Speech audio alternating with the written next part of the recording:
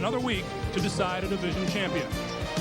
Hi, everyone. Welcome to Buffalo. Greg Gumbel along with Phil Simms. We are cognizant, as is everyone else, about the happenings in Washington, D.C. and around the world. And we remind you, CBS News will keep you updated throughout the afternoon. Now to the game at hand for the second meeting between the Bills and the New York Jets. And Phil, for the first time all season long, we may see a game where weather has a big say in what happens. Good. We got some weather. The wind is blowing, and I think this game could be determined by how the kickers, the punters, and the quarterbacks deal with that wind. If you don't make a big mistake, it will help your team a lot. The Jets have a playoff spot. The Bills want one. The Jets with a victory can claim the AFC East. We'll see what happens. We come back to Buffalo for the starting lineups and the opening kick right after this.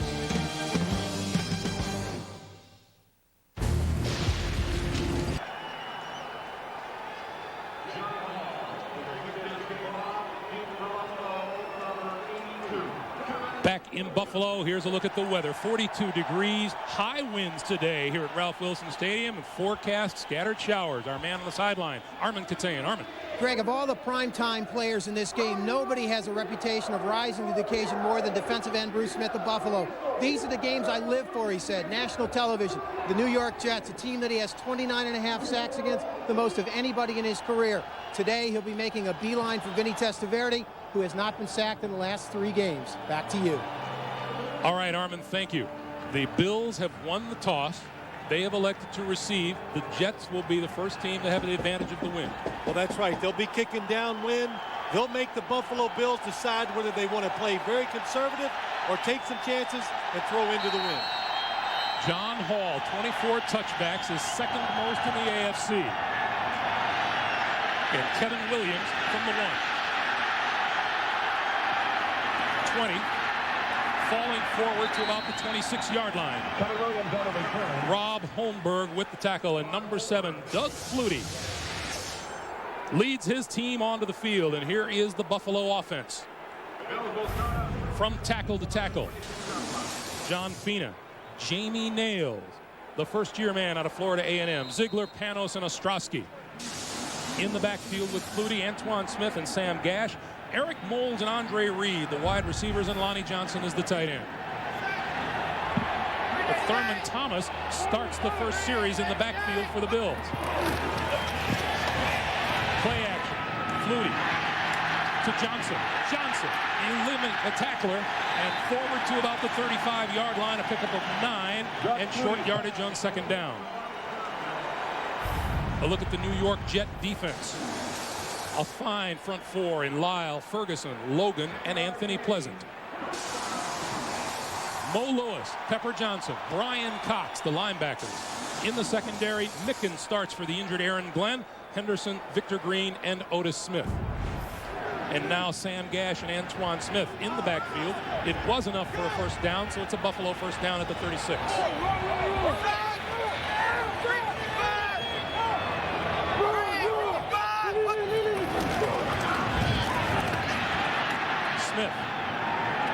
Not much there, maybe a yard. It'll be second down. Well, Greg, you look out there today, the wind's blowing, it's cold. You know what I like? Doug Flutie standing out there, 5'10".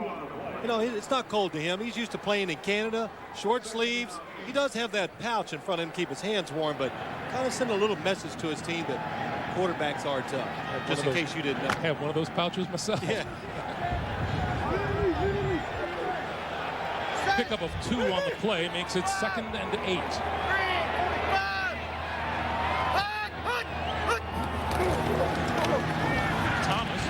Thomas wrapped up and then squirms away for a couple of yards. Herman Thomas on the second. And a little excitement surrounding Brian Cox, who has a bit of a history here in Buffalo. Well, he has a history just about in every state across the NFL. Brian, he's just going to let it go. Likes to use his emotions when he plays the game. I think that rubs off on his teammates, and it's one of the reasons why this Jet defense is playing so well. Ray Micken slow to get off the ground as you take a look at Wade Phillips in a very successful first season as the Bills head coach. You know, getting ready for this game, Wade Phillips today wearing that big jacket, trying to stay warm. On 3rd and 5, Flutie working with 4 wide receivers.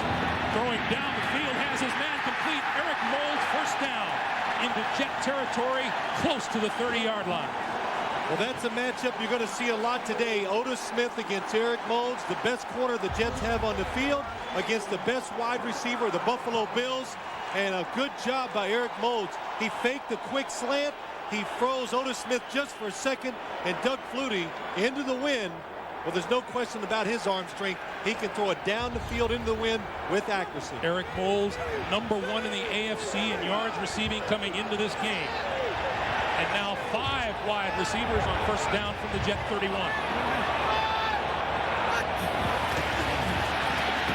Flutie, quick slant over the middle is complete inside the 25 to Quinn Early. Well, the Buffalo Bills, they love this 5 wide receiver set, especially on first down. It catches the defense off guard. Of course, on first down, the defense, they got the regular people out there. They're expecting run, so it's a really good changeup by the Bills offense. The orange stripe you see across the field is the CBS first down line. That's how far the Bills have to go for a first down here on 2nd and 2.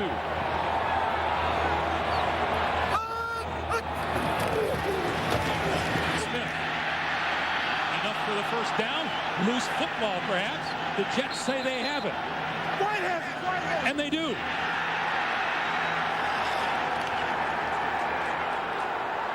It looked like Brian Cox is the one that got in there, made the hit, and stripped the ball loose. Brian Cox, the AFC Defensive Player of the Week against Miami. 7 tackles, a sack, 1 pass defense, 3 quarterback pressures, and forces the first turnover of the game here today. Ball at their own 21-yard line, and Vinny Testaverde calling the signal. Over the middle, Keyshawn Johnson across the 35-yard line, and enough for a first down. Let's go back to the first fumble the Bills have lost in 3 games. Brian Cox, number 51. They stopped the forward momentum of the runner. Then he rips it out. Bill Parcells says of Brian Cox, he is my most explosive hitter. He's making a lot of big plays for this Jet defense this year. Brian Cox was a guy Bill Parcells had hoped to just have plug in the gaps this season. He's turned into an outstanding performer on defense for him. Kyle Brady and Fred Baxter on a double tight end setup for the Jets. Martin cuts it back inside and barely gets back to the line of scrimmage. Let's take a look at the New York Jet offense. Elliott, Berger, Mawai, O'Dwyer, and Jason Fabini, the rookie out of Cincinnati. Curtis Martin and Richie Anderson for the injured Keith Byers. Keyshawn Johnson and Wayne Corbett, the wideouts, and Kyle Brady, the starting tight end. And there's Bill Parcells. The Jets can win their first ever AFC East crown with a win here today.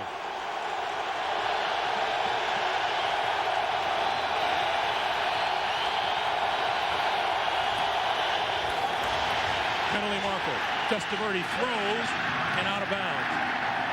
His intended receiver, Dedrick Ward. Dedrick Ward turned up the field before the snap of the ball. And the bad thing is he did it right in front of the official, so you can't get away with it. Jerry Austin, our referee. Illegal motion. Number 89 of the offense going toward the line of scrimmage. Penalty is declined. 3rd down. So they decline the penalty. It'll be 3rd and 10. And there is defensive coordinator Ted Cottrell. And here's his defense on the field today. Up front, Phil Hansen, Ted Washington, Bruce Smith. The linebackers, Goodwin, Rogers, Holisek, Cowart, and Gabe Northern. In the secondary, Ken Irvin, Kurt Schultz, Henry Jones, and Donovan Greer starts for injured Thomas Smith. Dave Meggett, number 22, makes his first appearance for the Jets. Testaverde gonna run with it. First down, midfield, slides down at about the 48-yard line. Well, this is something Bill Parcells said he talked to Vinny Testaverde about in training camp. He goes, Vinny, when you drop back and nobody's open, you're not a scrambler. Don't run around thinking you're going to buy time and then throw the football down the field. Once you pull it down, keep it down and run, and he's picked up some valuable first downs for the New York Jets. And when we talked to Vinny Testaverde last night, he talked about not only his own self-confidence, but the confidence in his teammates in the decision-making process. Well, he's done a lot of good things. I mean, I think a lot of people across America now have confidence that Vinny Testaverde is a solid NFL quarterback. The pitch for Curtis Martin, and he'll lose yardage on this one. Phil Hansen, number 90, stacking that one up behind the line of scrimmage. Well, the New York Jets, they come into this game to win it. They say we got to throw it, but you got to keep the defense honest. And the Buffalo Bills, a little blitz on first down. Just look at all the defenders in the backfield, past the line of scrimmage, nowhere for Curtis Martin to run. Loss of 1 on the play. It's 2nd and 11. The ball at midfield. And once again, Meggett makes an appearance in the backfield for the Jets. He's number 22.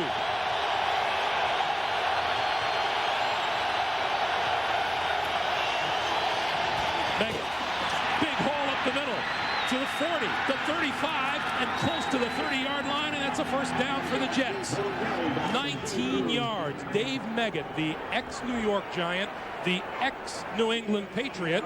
Bill Parcells said, I called him and said, can you go for me? And Dave Meggett said, I'm there. He called him. He says, Coach, if you need me, I'm ready. And look at him. He comes in the game. I really didn't expect to see him carry the football today. A couple days of practice. Hasn't been in camp all year long. And you know what? He looked really quick running the football right there. So his a foot injury, which held him out at the beginning of the year, looks like it's healed and he's fresh.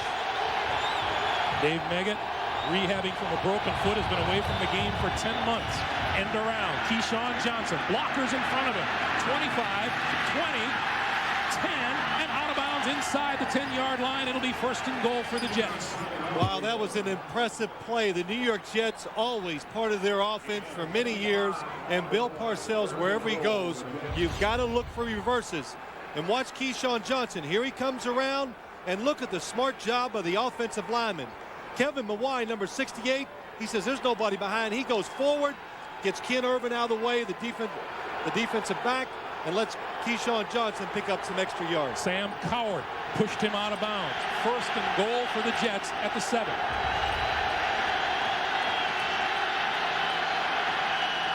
Testaverde to throw. Time over the middle. Touchdown, Quebec.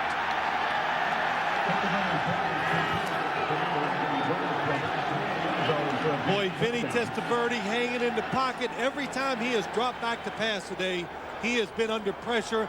That play took a little longer than it usually does. And watch Testaverde. He gets back in there. He should be throwing it now. He holds on to it. Bruce Smith makes the hit. But a perfect throw into tight coverage in the end zone to Wayne Corbett. Corbett's 8th touchdown of the season. John Hall, 39 of 40, and point after now make it 40 of 41. And 6:47 to play in the first quarter. The Jets have jumped on top by 7.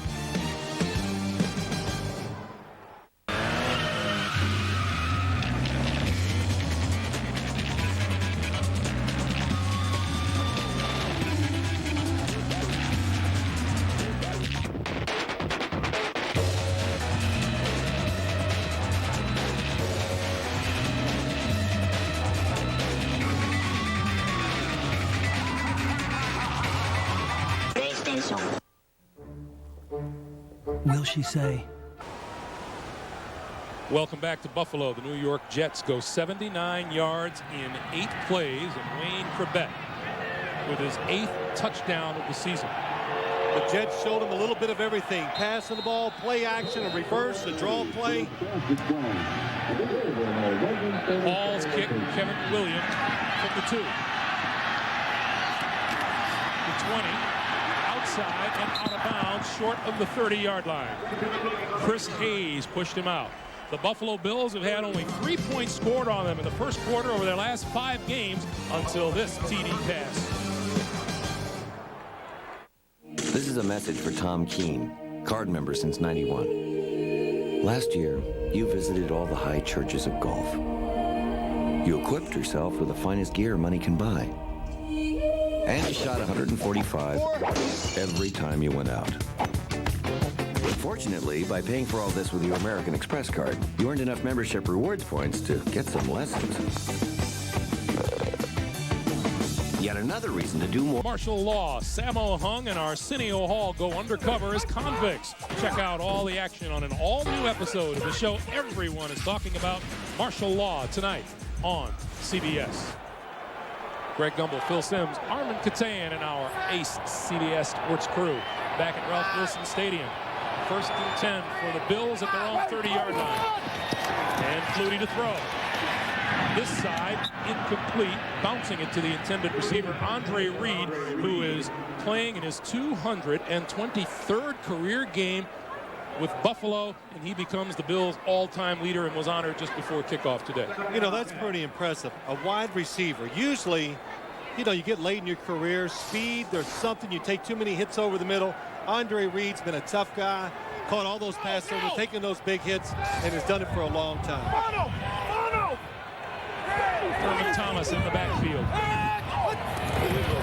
And gets the handoff. And not much there, maybe a yard for Thomas on the play. We remind you, as a penalty flag falls, that all the events happening in Washington, D.C. and around the world, CBS News will keep you updated throughout our coverage of the National Football League here this afternoon. Well, the New York Jets were extremely lucky it wasn't a passing play, because they couldn't even get the defense set. They had nobody back.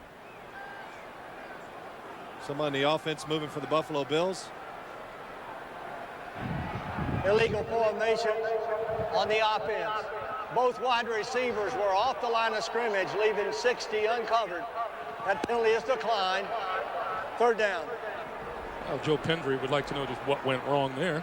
Well, that means your tight end and your wide receiver were both off the line of scrimmage. You have to cover the tackle on each side of the offense. Buffalo didn't do it. 3rd and 9. The CBS first down line shows you how far the Bills have to go for a first down.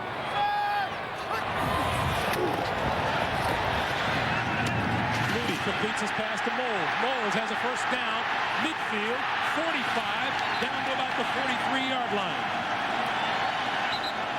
25 yards for Moles, named this week to his first Pro Bowl. Well, really some good things on that play. The New York Jets sent both safeties up the middle, and the Buffalo Bills pick them both up, and then Eric Moles does a good job of getting open and then shaking the tackler to get those extra yards. We have a penalty marker down at about the 45-yard line. I thought we might have a blocking in the back called. Jerry Austin discussing it with his crew. Personal foul.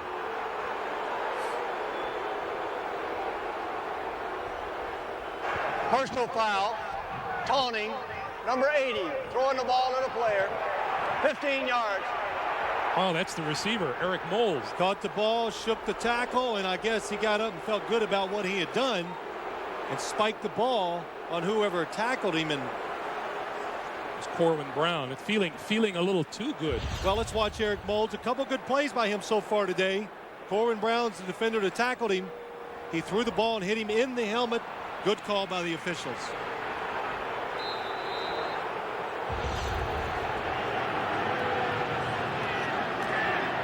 So the Bills have a first down, but the ball is back at their own 43-yard line, as you see Bill Belichick of the Jets looking on.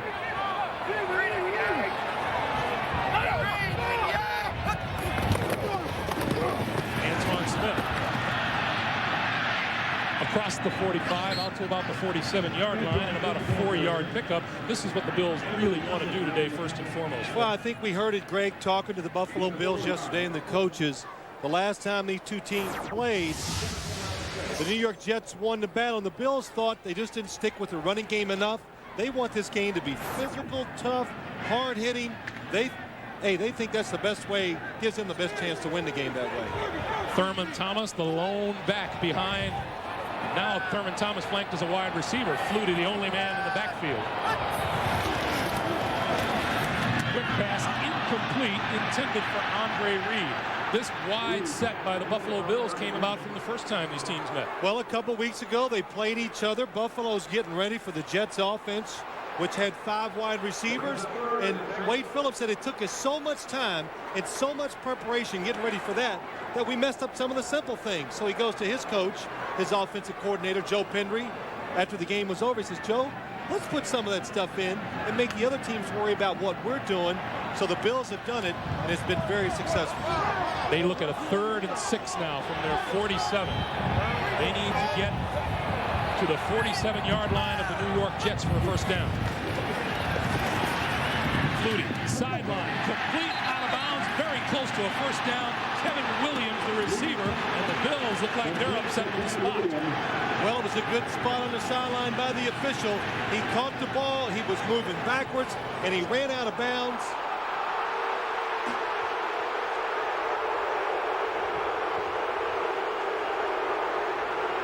Let's see if you can tell. You be the official at home, and you tell me if you think the mark is good. As we have 25 officials on the field right now.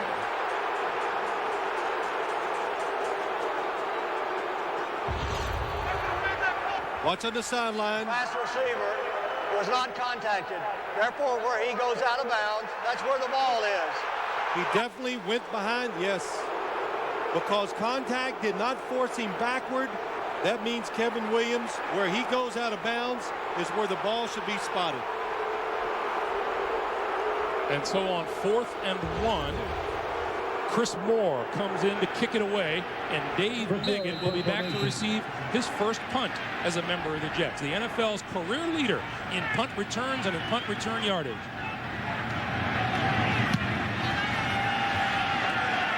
Moore bounces at the 5 and bounces out of bounds at the 1-yard line. Chris Moore delivers the best blow struck yet by the Buffalo Bills today.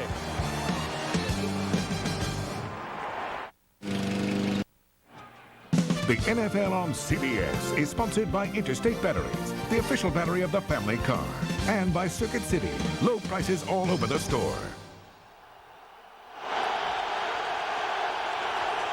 Back in Buffalo, things happening in Washington, D.C. And to bring you up to date on that, let's check in with CBS News. And with a report on all that's going on, here's Dan Rather. Dan? Greg, in a key vote for all intents and purposes, the Democrats' effort in the House to have censure considered rather than impeachment has failed. The next event will be a symbolic walkout by the Democrats, and then at some point they'll come back in and we will have the impeachment vote. That's what's happening at the moment. Now back to you, Greg, and the Jets building. Getting the instructions from the sideline.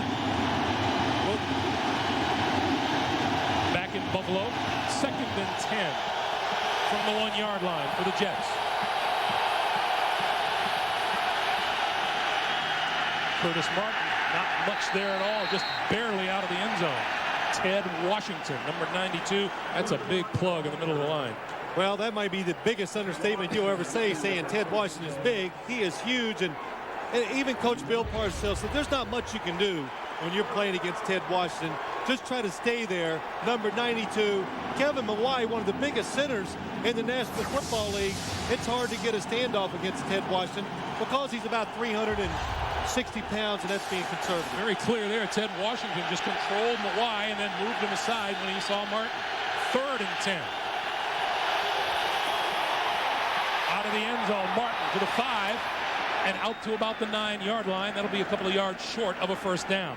Well, that's about all the New York Jets could do in that situation. In this stadium, and I had a chance to play here a couple times, when you're backed up, you have no chance of communicating with the offensive players, so you got to keep the play simple, and you can't take a chance. If Vinny Testaverde drops back to throw it, he's going to be under pressure, has to take a chance throwing the ball down the field. Now Kevin Williams is deep. You see his numbers on the season. Has a 73-yard return to his credit. That happened last week to set up a touchdown. And it bounces back toward the Jets' goal and now forward again. Only the 40-yard line. A 31-yard punt by John Kidd. Bill Parcells says it's not the best news I've seen all day. So close. Fast. The Remington Microscreen 3 gives you 3 things no other shaver can. Our most powerful motor, 150 cut. It's in the 40s down on the field, but up there it has to be frigid. We'll probably find him around the spring thaw. That's right. And you can tell the wind changing directions. It's right to left and left to right, and you can tell that by the flag. First down, Bills at the Jets' 40-yard line. Excellent field position for Buffalo. Flutie over the middle, Antoine Smith for a pickup of about 4. Smith coming into this game with 1,000 yards rushing on the nose. Clock continues to move toward 2.5 minutes to play here in the first quarter. The Jets have changed up. They usually come out with 4 defensive linemen, 3 linebackers. They have 3 down linemen, 4 linebackers. What they're doing, getting more speed on the field, so when Doug Flutie drops back to pass, they can run him down and keep him in the pocket easier. Second and 5. Thurman Thomas tries to dip outside and can't get there. Number 53, Chad Cascadden with the stop. Another CBS News update. Once again, Dan Rather. Dan. Greg, the Democrats have lost their move to get censure. The vote on impeachment is now beginning in the House of Representatives, a 15-minute vote on the first article. That's the article of perjury. The Democrats have walked out. They are expected to walk back in and cast their votes eventually, but as a symbolic move, they have walked out. These pictures live from Capitol Hill as they walk out. But the vote on impeachment is beginning. Whether the Democrats return or not, it will proceed on the first of 4 articles of impeachment for the president. We'll keep you posted. Now back to Greg and the Jets-Bills game. Back in Buffalo, Flutie's third down pass intended for Quinn Early fell incomplete, and it'll be 4th and 5, and the Bills are going to go for it. Well, they are. This is a good spot of the field to go for it. 4th and 5 on the 35-yard line. No use punting it. You only pick up a few yards. Too far for a field goal. The Jets, the one thing I think they do defensively as good as anybody in the National Football League, they defend the short pass. Flutie on a drop back. Throws incomplete, intended for Eric Moles, and the ball will go over to the Jets. Dwayne Gordon, the linebacker, in perfect spot, doesn't get influenced by a receiver running up the field. That time the Jets, they all hold their ground. As you look down the field, there he is. Watch Dwayne Gordon. He sees the receiver spot up. Once the receiver spots up or he comes in your area, you look him up, and then you try to defend the pass. What happens to a quarterback's thinking when he's throwing into the wind, even on short passes? Do you try to overdo it a little bit sometimes? Well, that's usually the case for quarterbacks who don't have enough arm, but Doug Flutie, very impressive throwing the football into the wind.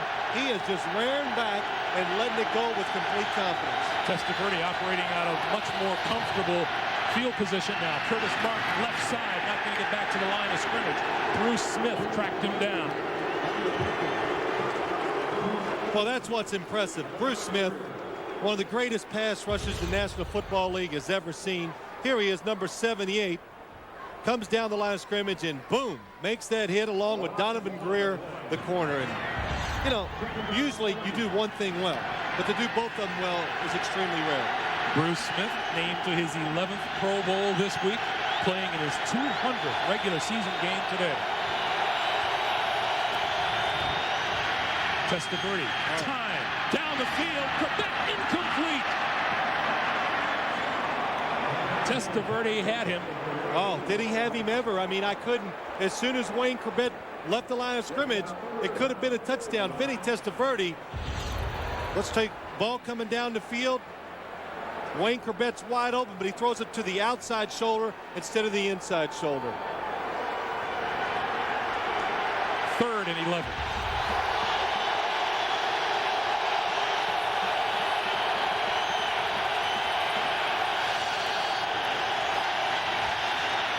This side, incomplete, intended for Keyshawn Johnson.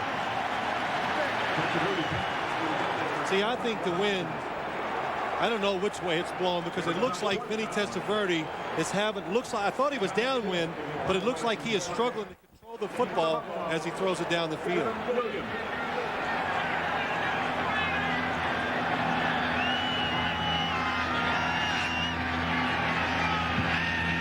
John Kidd hoping to get a better kick away than he did last time. Not much better. Bounces pushes back again. And this time it's down before it bounces back to the 40. 27-yard punt. I want to remind you, Monday on CBS. Ever wonder how bad a blind date can be? Watch this one and be glad it isn't you. See the show that critics call the near-perfect synthesis of Seinfeld and Raymond, King of Queens, Monday on CBS. I know you agree with me. You just love the way that Kevin James can dance, don't you? Yes, I do. You know, I like to see that stuff just shake all over the floor and wiggle. But yeah, hey, Greg, the last punt by John Kidd. Quarterbacks and kickers and punters, especially when you play in the Northeast, you've got to show you're weatherproof and able to perform under tough conditions. John Kidd has struggled with his first 2 punts. On first down from the 39, Antoine Smith tries the right side, gets a couple as he bursts across the 40 to about the 42-yard line. And as the clock continues to move, we may have seen the last play of the first quarter. We have, as Doug Flutie walks slowly toward the sideline. Fast-paced first quarter, both teams being aggressive. Kind of surprising. I thought we'd see kind of a slow-down game, take no chances, but that's not the way they're playing. We've played 1 quarter here at Ralph Wilson Stadium. The Jets on a Testaverde to Corbett touchdown. Lead at 7-0. Back to Buffalo for the second quarter right after this. End zone celebrations. Party! That's nice. Looking good, Terrell. No! I ain't this! Just fine. Less is more. But hey, when the result's a game this real, it's worth the trouble.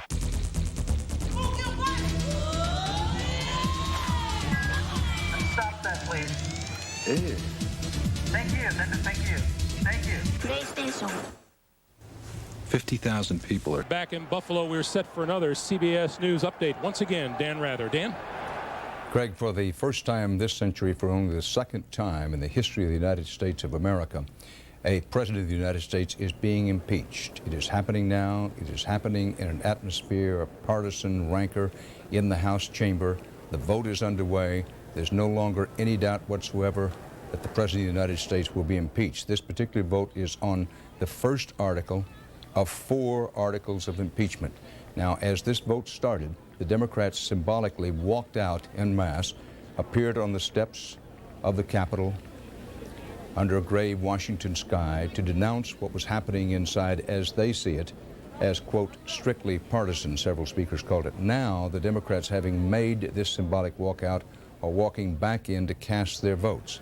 However, it is clear that this first article of impeachment will pass. So far, 3 Democrats have crossed the party line to vote yes.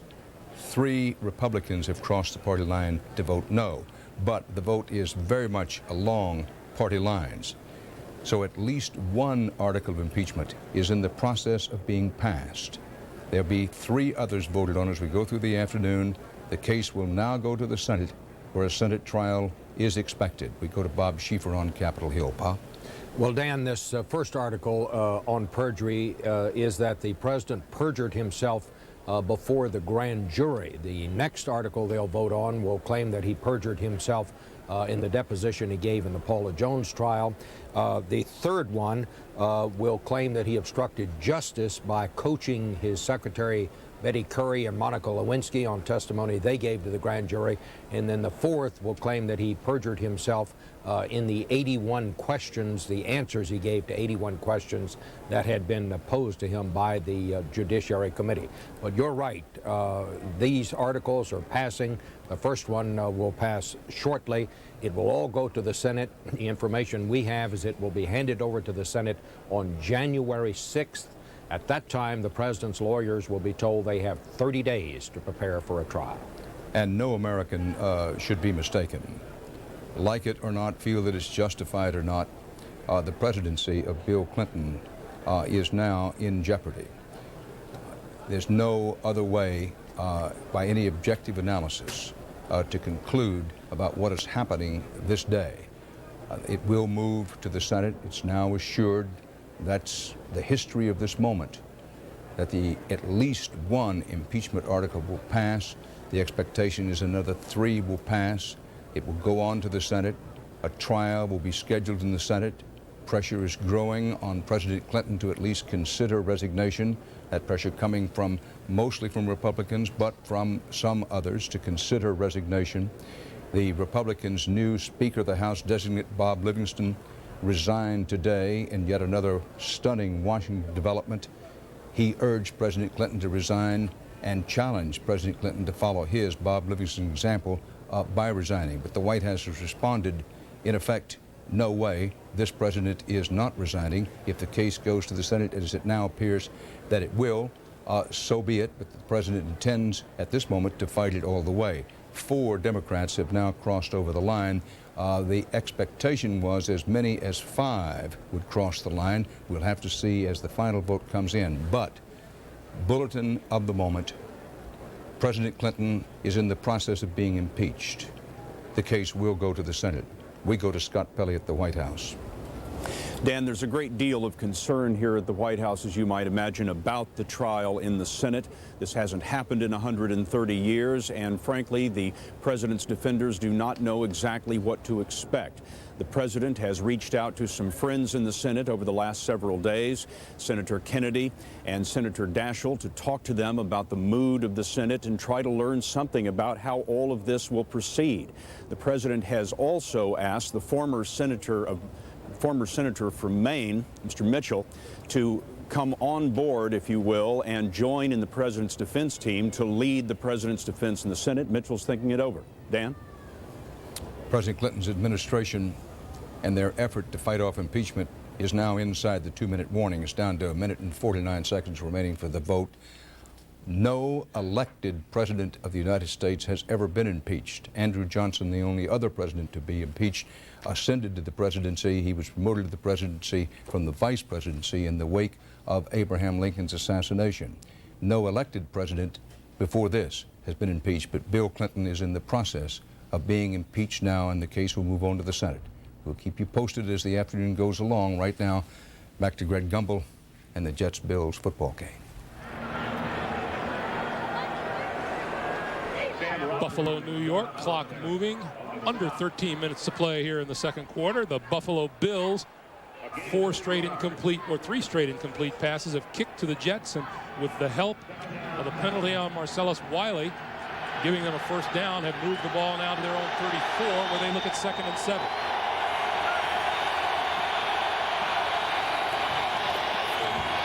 Testaverde almost intercepted.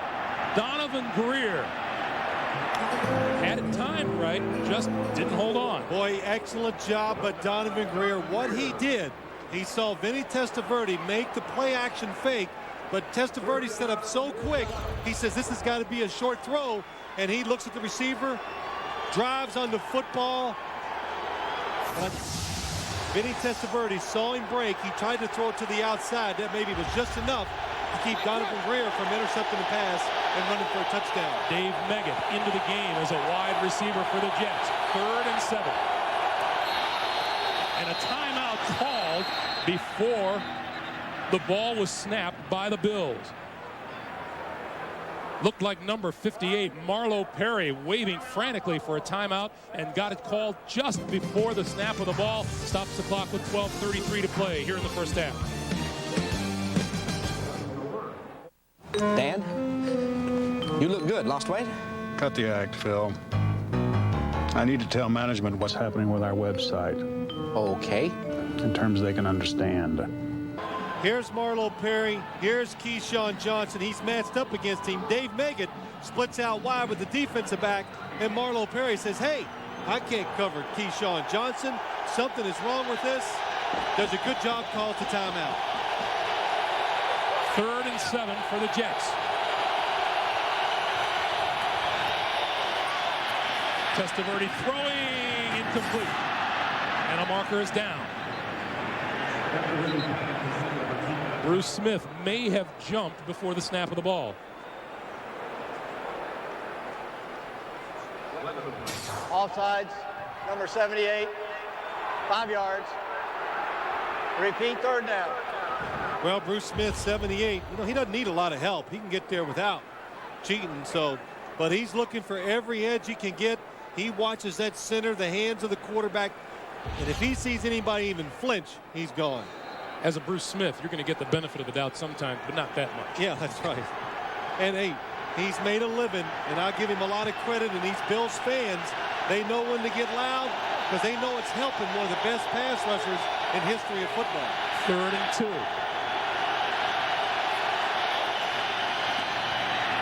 Pitch it to Meggett. Meggett isn't going to reach the first down. Well, the Jets got the good call on. They probably have the perfect defensive for it. They catch the Bills defense off guard, but just too much penetration. Bruce Smith, Jumbo Elliott, number 76, just has too far to run to get back in space to make that block for Dave Meggett. So Kidd, who is averaging 28.5 yards a punt here this afternoon, will kick it away to Kevin Williams. This one isn't a bargain either. Bounces at the 30. Having pushed it forward was number 30, Chris Hayes. 41-yard punt when all is said and done. And it stops the clock with 11:40 to play here in the first half. Pretty, Phil. Yes, it is, Greg. Slowly I turn, step by step. Once again, time for a CBS News update. And once again, let's check in with Dan Rather. Dan? In the House chamber, they're now voting on the second article of impeachment, perjury in the Paula Jones case. President Clinton has been impeached.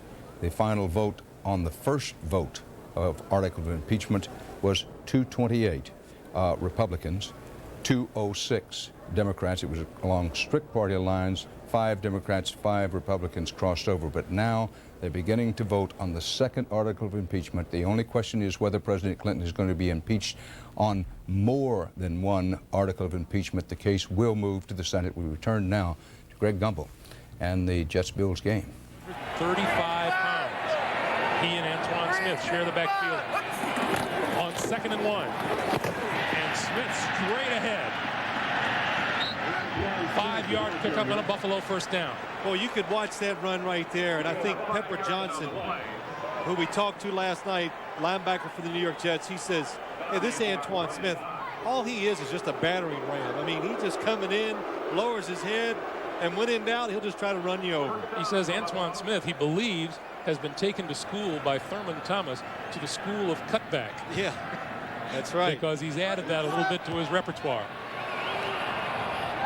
Smith and Jonathan Linton now in the backfield. This is Linton in motion to the near side of the field. Smith, right side, out to the 38-yard line, maybe 4 yards on the pickup. Well, the Bills were hoping to come in this game, make it real physical, which it is, but they wanted to run this football and control the game that way, but they have struggled with the running game. Can't find the holes. The Jets, 4 linebackers, more speed. They're just taking away all the running lanes. Antoine Smith, 20 yards today, gives him 1,020 on the season.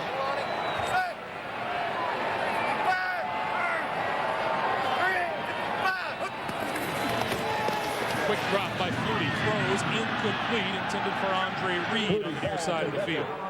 Now, that is a play that the Buffalo Bills have run against everybody, and it's where that time Andre Reed was matched up with Ray Mickens, tight coverage. The receiver runs down the field, they stop, and Flutie hits him. But I said earlier in the game, the Jets, I think their defensive backs, as good as anybody in this league, cover the short passes. They don't get fooled. They take some chances.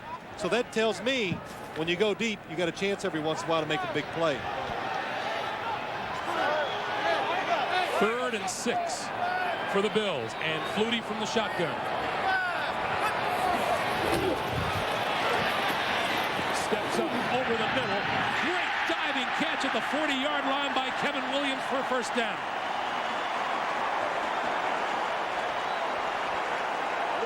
Well, that's what you need. Sometimes to get it going on offense, you need somebody just to make a play. But look at the linebackers and a defensive lineman spying Doug Flutie. He steps up and makes a really good throw and a great catch. Watch the hit Doug Flutie takes. Well, that's a love tag. Number 98, Anthony Pleasant, about a half second too late. Orange line across your screen, the CBS first down marker. How far the Bills have to go for a first down. Flutie, deep drop this time. Will escape. 35, 30, and out of bounds. 9-yard pickup It'll be 2nd and short for the Bills. You know, what I like there, you notice when Doug Flutie runs, I mean, he's 5'10". Now watch this. Before that, I like how he gets down and like lowers himself even more. Like maybe they won't see me. Doug, sometimes they don't when you talk to these defenders. But really what's amazing about him, the way he moves around, the way he buys time and all that, he's not big. We've seen that. We meet him in person. But he never takes big hits. What we asked him last night, how many big hits have you taken this year? He says, well, I took 2. Took 1 in Cincinnati. Yeah. On 2nd and short, Antoine Smith straight ahead looking for first down yardage. Antoine Smith from the handoff. I mean, most quarterbacks take about 5 good ones a game. He's taken 2 all year. So being elusive, being smaller than most NFL quarterbacks, all those things help him out. You see the drive as the Bills look to tie the game. We talked with Ernie Logan, the defensive tackle for the Jets last night. He said, do you have trouble sometimes finding Flutie in the backfield? Goes, oh, absolutely. Well, Ernie Logan, good defensive lineman, number 93. He's not the tallest defensive lineman in the league, so he's got to look over 6'6" offensive guards and tackles. On 3rd and 1, play action. Flutie has a man open and overthrows him. Eric Moles was wide open across the field.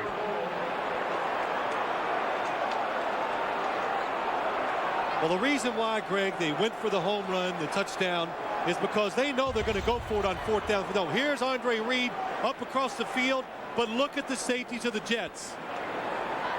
They're coming up to stop the run, and Eric Moles comes across the field against Ray Mickens, and if Doug Flutie's on the mark, it's an easy touchdown. 4th and 1 from the 29. Sam Gash ahead of Antoine Smith in the backfield. Smith, first down to the 25-yard line. Well, that's why they went for the home run the play before. But sometimes when you get in these situations, it's not because you have faith in your runner. It's because you know you got the guy up front, Sam Gash, who is going to open some type of hole. And, man, that's a good lick by the lead fullback against Dwayne Gordon. Opens the hole up for a strong runner to come in behind it. Sam Gash named to his first Pro Bowl. We asked him yesterday if he was surprised. Oh, yeah. Yes. You know, usually in this league, you don't get rewarded for the dirty work that you do. But nowadays, the players and the coaches, they're better at recognizing what's important. Flutie over the middle and incomplete. Jay Reamersma, the tight end, his intended receiver, but he was in a crowd. Now, one thing Doug Flutie will do that all the coaches that play against the Bills, they see, he will take some chances down the middle of the field. And this time, Jay Reamersma, number 85, going down. Look at the people coming towards him, and he knows, got away with one that time. That's where the Jets really want to force him to throw the football down the field, in the middle, because he takes chances, and every once in a while the ball stays up in the air a little too long for him. Flutie, quick drop, rolling right, flips it out, complete, Thurman Thomas. Thomas to the 10, 5, touchdown.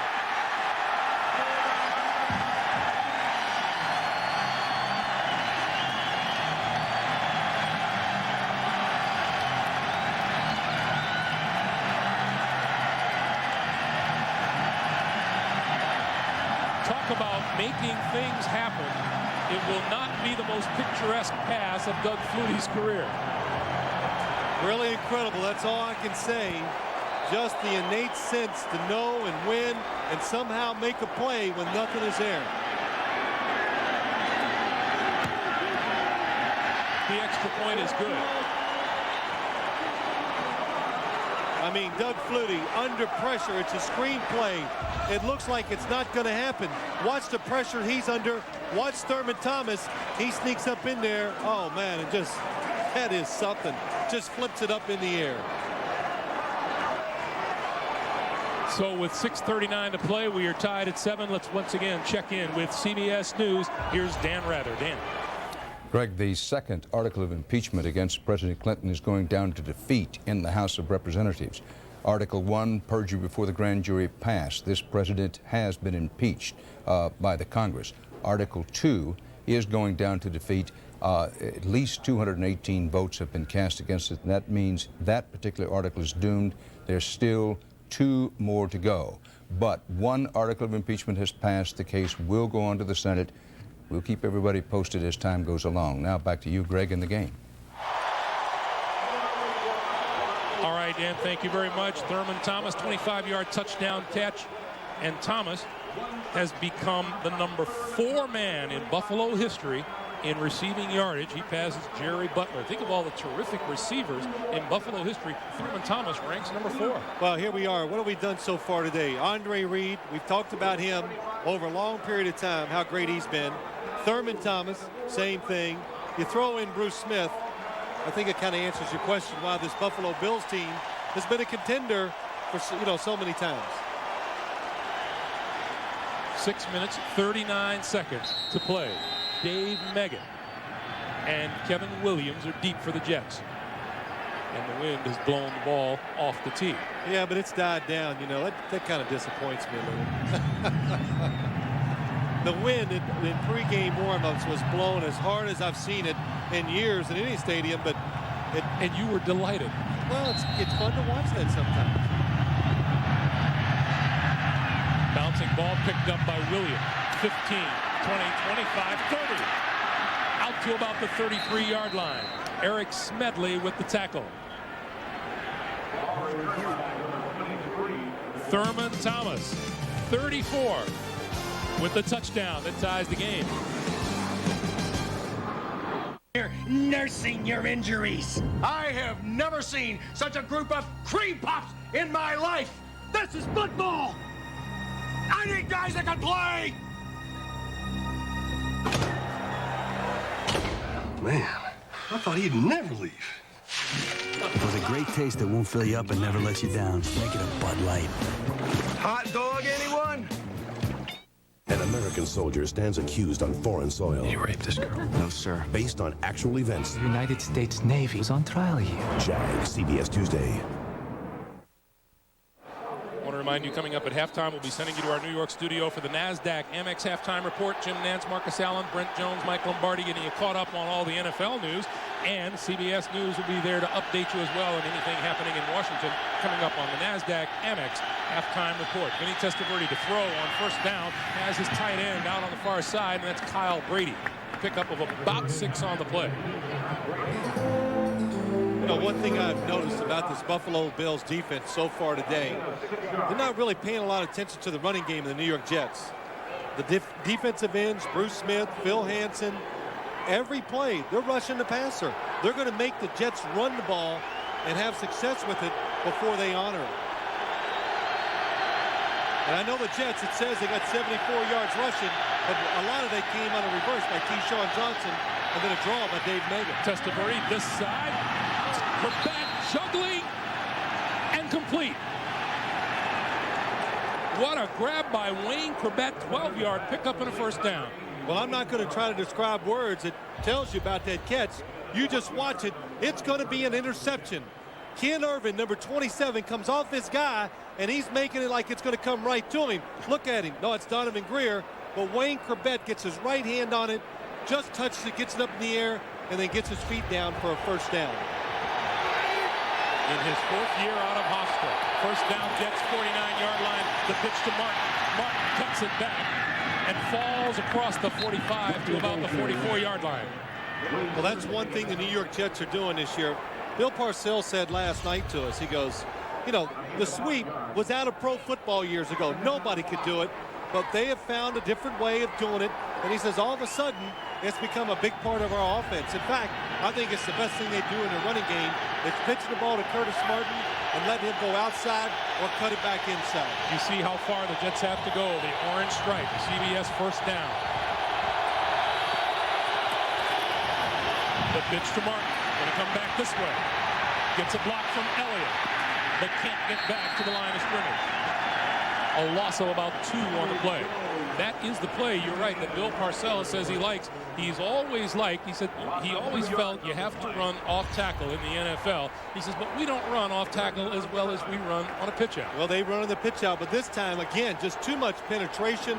And Bruce Smith came across the field from the right side of the Jets left all the way to the right side of the Jets offense to stop Curtis Martin and make him reverse field. Clock continues to run as we come up on 4 minutes to play, and the Buffalo crowd to its feet on 3rd and 7.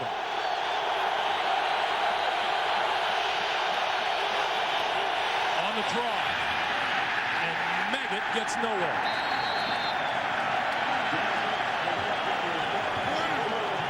Well, the Jets trying to catch the Bills off guard, and the Bills are just not going for it. A blitz on the outside. Here comes Kurt Schultz. Dave Maggot, they got the play to work. But the blocking by the Jets downfield just not good enough. Kevin Williams of the Bills deep. Kidd bounces at the 11. Inside the 10, inside the 5, and down to the half-foot line. Chris Hayes was there. 45-yard punt. Kidd's first decent one of the day. It wasn't pretty, but it was effective.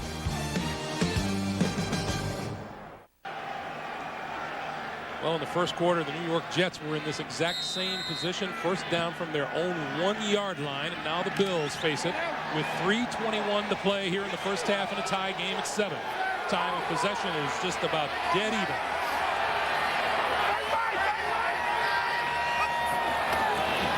Flutie going to throw. Near side, incomplete, and he has been off the mark on that all day long. Stops the clock with 3:18 to play. Tough football game down there. Here's Armin Katayan. Armin.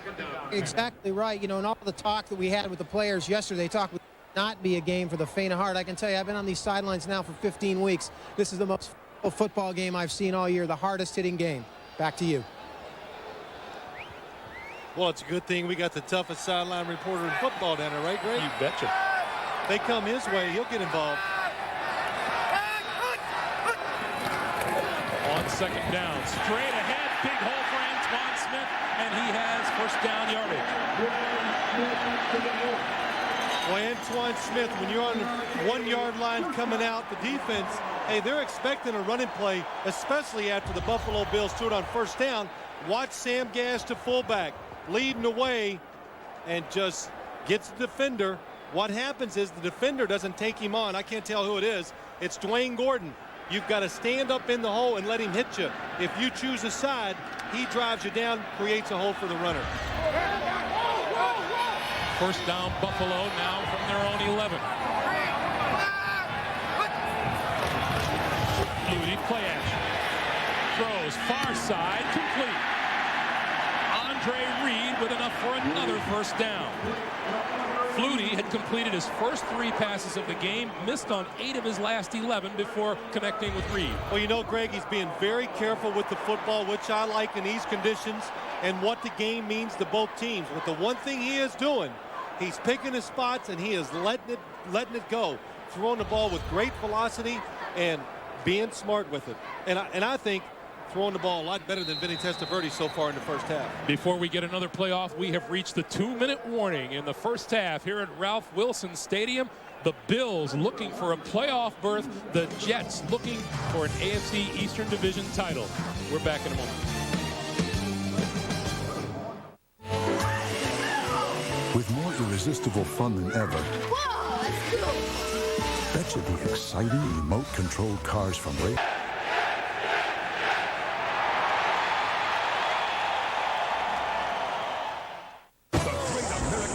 The Daytona 500, only on CBS Sports. A look at what's at stake. The Jets can win the AFC East with a win. The Bills can qualify for the postseason with a win today. The Jets can win the AFC East with a loss today, but a victory over New England next week. First down from the 24-yard line. Flutie down the middle, has Eric Moulds, and he's got him inside the 45 and down to about the 42 or 41-yard line. 35 yards on the play. Well, the key to any time there's a blitz by the defense, watch the blitz by the New York Jets. Here they come. Nobody in the middle. It's picked up, and Doug Flutie stands there, anticipates the throw, puts some air under the ball, and Eric Moulds does the right thing. Jump up, go for the ball, and get it before the defender can knock it down. keep it on the ground this time. Thurman Thomas through a hole to the 35. The first time these teams met, the Bills with 200 or with 182 total yards in the game. They're up over 230 for this game already here in the first half. Well, the New York Jets are going to have to think.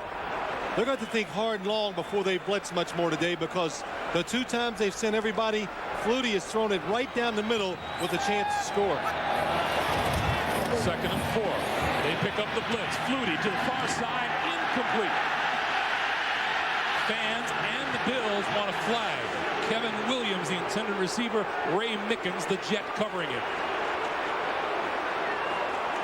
Well, anytime there even looks like there's contact on a passing play, the fans always want the penalty. But even though Ray Mickens had his arm on the ball, it didn't stop the receiver for going for the catch. And yeah, it's a tight call, but sometimes you just got to let them play. You and I were just discussing that very thing prior to the game with Jerry Siemens, the head of officiating for the NFL.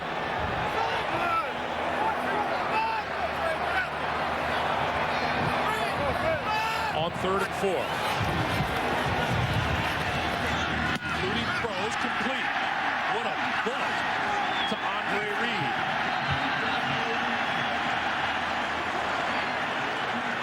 And Buffalo stops the clock with 42 seconds to play. Bells will be ringing. Christmas is here. Bells will be ringing throughout the year. Bells will be ringing everywhere this Christmas, thanks to the special offers on mobile phones at Radio Shack. Hello. Merry Christmas, honey. Bet you a mobile phone from Radio Shack will make them smile. Just ask the Jetsons. Happy holidays, Astro. We remind you again, Jim Nance, Marcus, in our New York studios for the NASDAQ Amex halftime report coming up, and any news to be reported out of Washington, D.C., CBS News will update you as well. That's coming up on the NASDAQ Amex halftime report. 42 seconds to play. The Bills with 1 timeout remaining. The Jets all 3 of theirs. First down from the 26.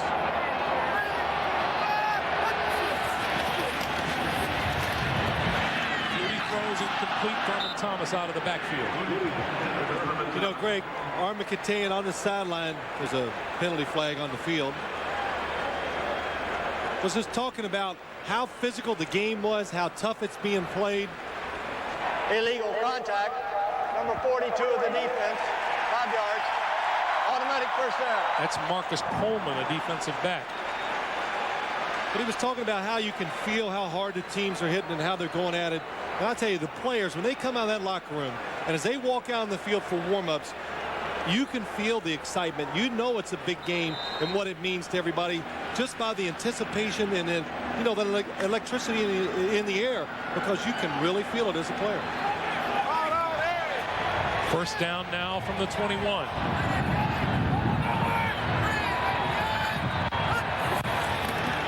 Inside handoff, and Thomas gets nowhere. Mo Lewis. And a timeout as the Bills use their last timeout of the half to stop the clock with 33 seconds to play. Thurman Thomas getting off the ground a little bit of a limp. He was hit by Mo Lewis on that last play. Mo Lewis says he's going to pay for fellow linebackers Marvin Jones, Chad Cascadden, and James Ferrier to join him at the Pro Bowl in Honolulu. Brian Cox, Pepper Johnson, no, because they've already been there. 2nd and 9 from the 20. Flutie with all kinds of time. Throws near side, way overthrown is Andre Reed. You've said in watching Flutie's motion that sometimes he tends to get under the ball, which causes it to save. Yeah, every once in a while he's just going to dip under the football is what I call it, and it just takes off from him, and that was a good example. He's trying to throw this ball so hard and try to make the receiver stop and reach back and catch it, and it just gets away from him, goes a little too high. 28 seconds to play in the first half. Let's check in once again with Dan Rather at CBS News. Greg, another article of impeachment has been voted by the House against President Clinton, this one for obstruction of justice. He's been indicted for lying under oath about his sexual affair with Monica Lewinsky. He has now been also impeached for obstruction of justice. That means that the Senate is going to get at least 2 articles of impeachment. And what that means is it may be more difficult to get censure revived in the Senate, since the House will definitely send 2 articles of impeachment to the Senate. The 4th article of impeachment, a vote on that will begin shortly. Now back to Greg and the game. Well, that's a good job by Doug Flutie. Good job by Doug Flutie. The play before, scrambles out of the pocket, nowhere to throw the football. The New York Jets, they're going to have to rethink what they're doing on defense. They're keeping a linebacker as a spy and a defensive lineman. It's not working. He's still moving around. They're not getting enough pressure on him when he drops back to pass. 2nd and goal from the 5. The Bills are out of timeouts. The play clock down to 3, to 2, to 1. Didn't get it off. And he didn't get it off in time. That'll back them up 5 yards for delay of game.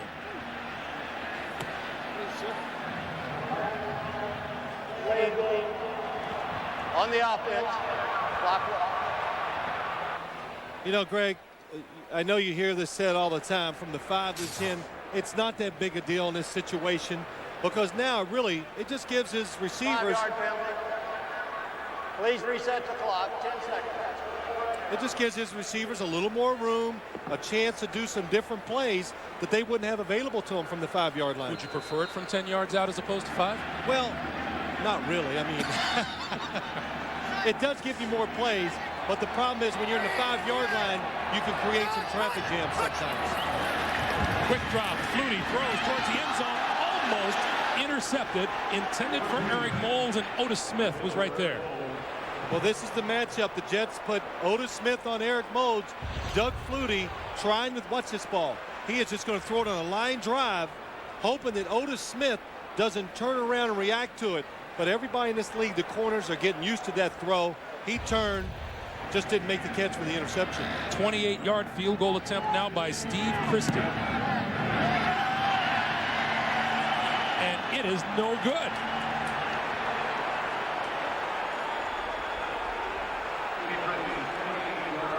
Well, that is a great lift for the New York Jets, and that has to hurt the Buffalo Bills. They have outplayed the New York Jets in this first half and moved the ball at will against the Jets defense. Many opportunities to score, missed field goal, missed long passes, a fumble on the opening drive, and you know, you go in at halftime and go, my gosh, we should be ahead at least by 10 points.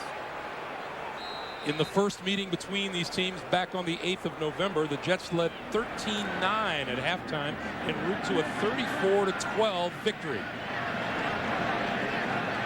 And Vinny Testaverde with the take the knee, and that'll bring the first half to an end. Our halftime score, the Buffalo Bills 7, the New York Jets 7. Coming up, we'll be sending you to New York. And the NASDAQ Amex halftime report, Jim Nantz and Company, getting you caught up on all the highlights and all the NFL news, CBS News as well, after these words from your local station. On America's Night of Heroes, the paper that tells the future gets you. NASDAQ Amex halftime report is sponsored by the NASDAQ Amex Market Group, the market of markets. Welcome, everyone, to the NASDAQ Amex halftime report. First order of business, let's check in once again with CBS News and Dan Rather. Dan? Thank you, Jim. A historic day. The House of Representatives has impeached President Clinton on 2 articles of impeachment, declined to do so on 1. They impeached him on the first, perjury before the grand jury, declined to impeach him on the 2nd count, impeached him on the 3rd count. A vote is now underway on the 4th, but that seems to be going down to defeat. As the day ends, what we'll have is 2 articles of impeachment against the president. It has now been defeated once 218 goes up at the bottom. So the House has passed 2 articles of impeachment, declined to pass 2 others. The President of the United States has been impeached for, among other things, lying under oath about his sexual affair with Monica Lewinsky.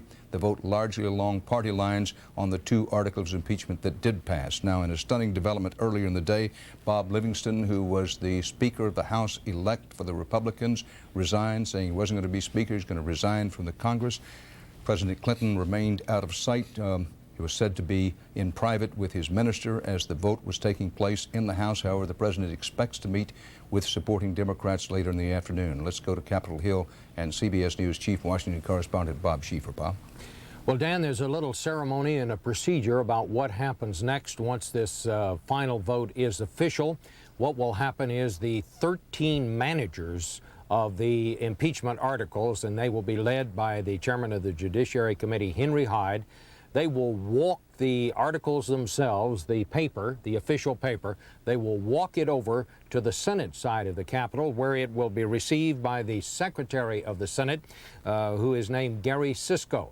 Mr. Sisko will take possession of the articles. He will keep them until January 6th, when the new Senate is sworn in, and he will hand them over to the Majority Leader Trent Lott.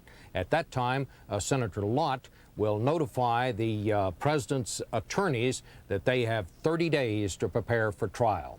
So a little ceremony here. It's done, but the ceremony is still to come, officially walking these papers over to the Senate side of the Capitol. Bob Schieffer, we're going to go to the White House and Scott Pelley, but first, Senator Lott, when and if he informs the president and his forces they have 30 days to prepare for trial, that would mean, if that holds, that the trial in the Senate would not begin until sometime in February. And when the prospective end would happen, no one could say. Scott Pelley at the White House, we were told the president was in with his minister when the vote was happening. Did the president actually see the vote, and how about members of his staff? We understand that the president did not watch the vote as it was happening. He was in the Oval Office with one of his spiritual advisors, Reverend Tony Campola from Philadelphia. We are told that the president's chief of staff, John Podesta, walked into the Oval Office and informed the president that, in fact, he had been impeached. Later this afternoon, we expect the Democratic leadership of the House to come here to the White House to meet with the president. There will be a public statement afterwards on the south lawn of the White House. We expect to hear from the president, and we also expect to hear those Democratic leaders express support for the president in the upcoming trial of the Senate. Just a few minutes ago, we saw a motorcade carrying the vice president come onto the White House grounds. The vice president is now in the West Wing, presumably with the president. The president's attorneys are now working on understanding the parliamentary procedure of the Senate and the rules of the Senate as they prepare for the first trial in the Senate of a president in 130 years. Dan? And the only other trial of a president was not of an elected president, Andrew Johnson having gone to the presidency after being vice president and taking over the presidency in the wake of Abraham Lincoln's assassination. And this is the first time an elected president of the United States, and in this case a twice elected president of the United States, has been impeached by the House. And that is the headline of the hour, the headline of tomorrow morning. President Clinton has been impeached. 2 articles of impeachment being sent on to the Senate. Gloria Borger in our Washington studio. The fact that 2 articles of impeachment have passed in the House does or does not make it still viable to think in terms of censure being revised in the Senate. I think you can still think of the censure possibility in the Senate, Dan. I think what you saw today were members making decisions on each individual count. And I think you will see that that is exactly what the Senate will do. And I think now, Dan, as these members go home, they're going to have to face their constituents. Gloria Borger. In Baghdad, missiles are on the way. Missile and fixed-wing aircraft attacks continuing today. We'll go directly at what you see as anti-aircraft fire. No explosions can be seen at the moment. Our man Mark Phillips is there serving as eyewitness. When and if anything of great consequence is visible there, we'll be coming back to you. In the meantime, back to Jim Nance and the NFL Today. Jim? Okay, Dan, thank you. We're going to send you back out to Orchard Park for the second half with the Jets and the Bills. 7-7, and stay with us. The NFL continues here on CBS in just a moment. CBS Sports presentation of the NASDAQ Amex halftime report is sponsored by the NASDAQ Amex Market Group. CBS Monday. Go, Lewis! Shut your milk dud hole. Go on a double date with the King of Queens. Did I tell you that Spence sells tokens on the subway? That's the way to impress her. The King of Queens. Catch an all-new episode right after Cosby. CBS Monday. They're strong, they're quick, and they can score. 5'10", Mo said all I could do was dream. But I kept my dream alive. And today I'm a top-rated receiver for the NFL. I'm Wayne Corbett for the New York Jets. The NFL gave me my chance to make my dream come true. And I see a lot of people right here in the tri-state area who are getting their chance in life through the United Way. The NFL, the United Way, and you, the power of teamwork.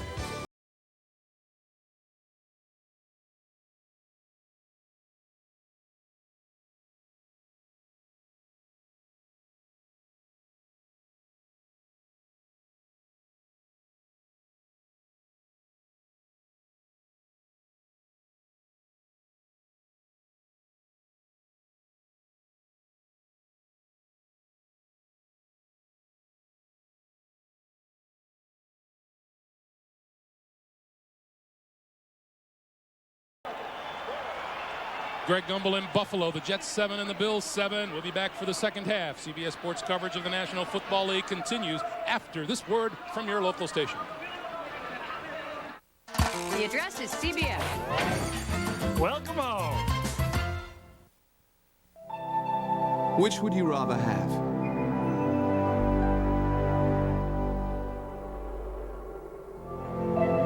The car of the year. A new Jaguar. Or all of the above.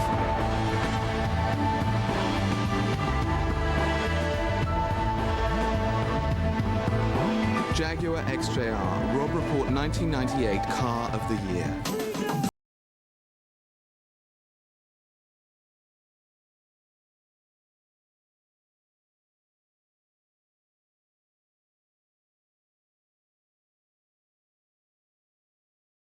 It's like a local call. Put that baby on the phone. Boo, boo, boo, boo, boo, boo. And the rate is so low, it could make your wireless phone your only phone. It took weeks, but you finally found that new car you've been looking for.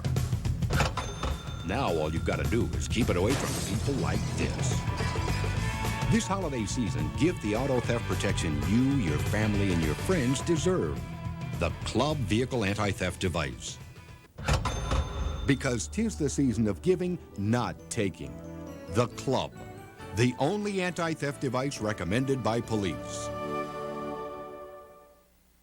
Welcome to FedEx. This is Judy Price. I'd be glad to help you track your package. Right now it's safe, it's sound, and it's on its way to Boston. Another package? The weather's a little iffy in London, but it should arrive on schedule. Yes, 6 packages at... How long has she been on that call? An hour and 15 minutes. Roosevelt Road first thing in the morning. Another package? Same call. She's going for a record. No delays in Cedar Rapids. Is that it, sir? Happy holiday! You have a nice holiday, too. We should have thought of this years ago. Got an important package? Send it FedEx and be absolutely sure. Tom Hanks, Meg Ryan. Tonight, 6:30. CBS 2 Chicago. Back at Ralph Wilson Stadium in Buffalo, the Jets and the Bills are tied at 7. Welcome back, everyone. Greg Gumbel along with Phil Simms. Tight game, all kinds of things at stake. It's about what we expected. Well, it is. I expected a tight game, but I thought the Buffalo Bills would try to run the ball and out-hit the New York Jets. That didn't work early, but what a good adjustment. Doug Flutie throwing the football very well. And the pass protection, the blitzes by the Jets have had no effect on the Bills' offense or Doug Flutie. Big turnaround from the first time these teams played. Time of possession belonged to the Jets in the first game. The Bills have turned that around. They have more passing yardage. The rushing yards, well, you see it's 70 yards, but you know what? That's more, lots more than what the Bills have garnered in the first half against the New York Jets. The quarterback comparison, well, Doug Flutie has had the better of it so far today. Well, he has. Doug Flutie, I tell you, it's impressive. The conditions, it's not real warm. It's windy, and he is just firing the football. 12 of 26 really doesn't describe how well he has thrown it down the football field. And Vinny Testaverde, not many chances, being very careful. I thought he struggled throwing the football with the wind in the first half. So let's see if he just comes out and lets it go. Well, the Jets will receive the second half kickoff, and it's difficult to say who gets the wind advantage in this swirling situation. Craig, we set up here 30 minutes to play in the first half. I don't know. I can't figure it out. The wind up here is not like most stadiums. It can be blowing right to left, and then 2 minutes later, it's going the exact opposite way. Short kick. Kevin Williams across the 35 to about the 36-yard line. Let's check in with our man downstairs, Armin Katayan. Armin. You know, Greg, Bill Parcells told me he's not worried about all the yards that Buffalo's piling up. He said we've got to get Flutie under control. We've probably been a little bit too conservative on offense. As for Wade Phillips, he said just too many missed opportunities. The fumble, the field goal. We have to play better, he said, in the second half at home. Back to you. Here's what I think bothers Armin. The wind kicks up right around him. Yeah, but he's got that great TV hair, so it doesn't matter. Doesn't even move it when he's talking. Hang in there, AK. Vinny Testaverde goes to work from his own 36-yard line and is going to go right to the air. out of the backfield is number 20, Richie Anderson, for a pickup of about 4. Anderson replacing Keith Byers, Mr. Reliable, catching passes out of the backfield for the Jets. He is sidelined with a broken left arm. You know, you think, well, Keith Byers can't be that big a deal if he's not in the lineup, but he catches the ball, he runs patterns, he picks up blitzers. He just does a lot of little things that people don't pay attention to, and you don't realize until he's out of there. Hard to make up for his loss. Testaverde on 2nd and 6, throws complete. Keyshawn Johnson, first down yardage and into Buffalo territory. Number 27, Ken Irvin, went for the interception and just missed it. Boy, I tell you what, these Buffalo corners are reading the quarterback very well. Look at it, Ken Irvin, number 27. He looks, he sees the receiver stop, and then drives for the interception and just misses it. Vinny Testaverde is going to have to be careful on the short throws. You got to anticipate them and let them go. Keyshawn Johnson up over 1,000 yards receiving for the season. Both he and Corbett over the 1,000-yard mark. Testaverde escapes trouble, rolls to his right, throws, and it is complete inside the 40-yard line to Johnson. Well, you're talking about, Greg, you hear it so much, being a smart football player. Vinny Testaverde does it, but what I like more than that, Keyshawn Johnson had went down the field, his quarterback scrambles, he comes back to him on the sideline where Vinny Testaverde could just throw it where only his receiver can catch it. And Bill Parcells couldn't say enough good things about Keyshawn Johnson last night. Grown up as a player, he's tough, he's savvy, competitive, he can do everything. That's why he's going to the Pro Bowl. Curtis Martin, big hole up the middle. First down yardage across the 30 to about the 29 of the Bills. I can't hear any. Well, the New York Jets, they've come out. You heard Coach Parcells say, well, we were a little conservative in the first half. They've thrown a few passes, and you know what that does? Look what it does to the defense. It just gets them thinking pass just for a split second and lets Curtis Martin run up in there. A little conservative is right. Vinny Testaverde threw just 9 times in the first half. He threw the first 3 plays here in the second half. First down from the 29. And this time Martin gets nowhere. Bruce Smith.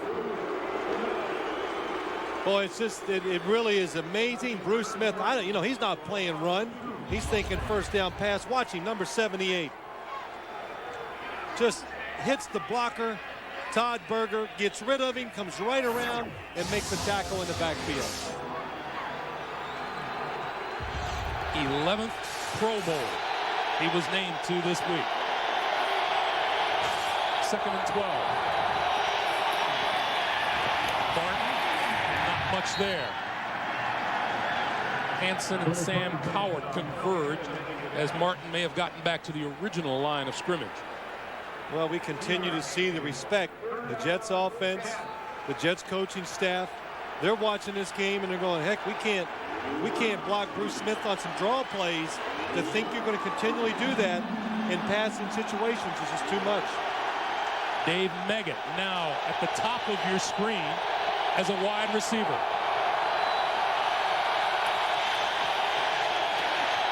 Testaverde down the field, incomplete. Alex Van Dyke, his intended receiver. And Ken Irvin was there to make the play. We saw this play a couple times in the first half, but the Buffalo Bills had the chances to make those big plays. The Bills take a chance. Nobody back in the center of the field. Alex Van Dyke, single coverage. Vinny Testaverde just a little too far with the throw. John Hall to attempt a 48-yard field goal. He has a long of 53.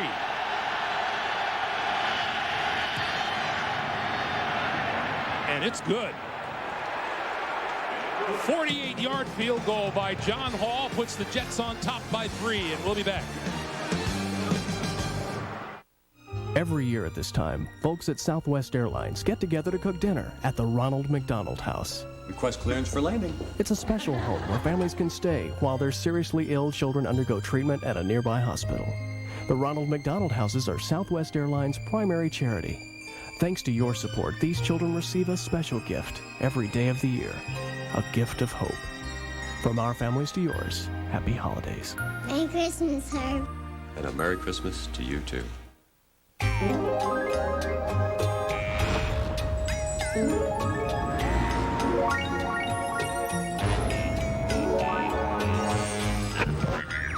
have slightly decreased 2.9% over the course of the fiscal year. So, Jim, would you care to elaborate on this?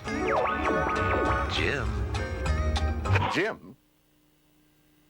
The Accord from Honda. How will it affect you? Are you with us, Jim? At age 23, he set out to do what no computer company had ever done. Build every computer to order, back every computer with service, and work hand in hand with every customer. As the world's leading direct marketer of computer systems, Dell is far outpacing the industry growth rate. Where do you learn about companies that are actually changing the way the world does business? Exactly. NASDAQ Amex, the market of markets.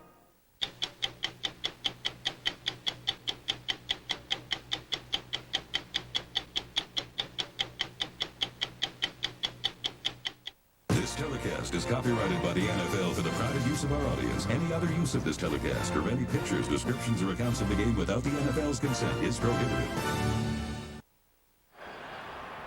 Well, the flags on top of the goalpost were blowing this way. John Hall comes out to kick the field goal. He sees that. He kicks the ball up. It looks like it's going to go left. The wind blows it to the right. Good job by the kicker of knowing the situation and adjusting. And that wind blows the ball off the tee just as Hall approached the 30-yard line. Now, you know, John Hall, he's fortunate, too. The New York Jets, they practice at Hofstra University, which is out on Long Island. Very windy site, so they get an opportunity to practice quite a bit under windy conditions, and you learn from that.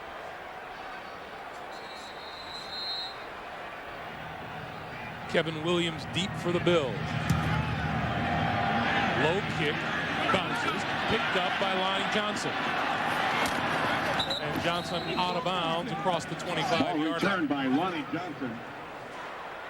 Doug Flutie off with the jacket. Back to work. 11:05 to play. Third quarter, Jets by 3.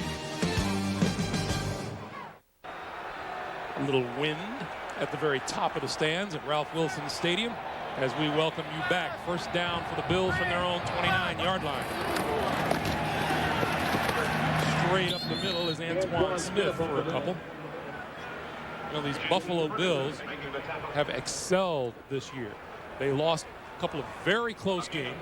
They lost by missing a field goal at San Diego on the opening day of the season. Doug Flutie says the Miami Dolphins outplayed us, although the score of that game was very tight, less than a touchdown. In fact, it was 13-7. And then the Rams beat them on the final play of the game. Straight ahead, big hole for Smith across the 40 to about the 42. Pepper Johnson with the tackle. Well, it looks like the Bills went in at halftime and said, okay, we've moved the ball very well in the first half, but we just weren't tough enough or physical enough. And these first two plays, you can see the offensive line just coming off the blocks. And boy, Antoine Smith is just firing it up into the line of scrimmage. First down now at the 42.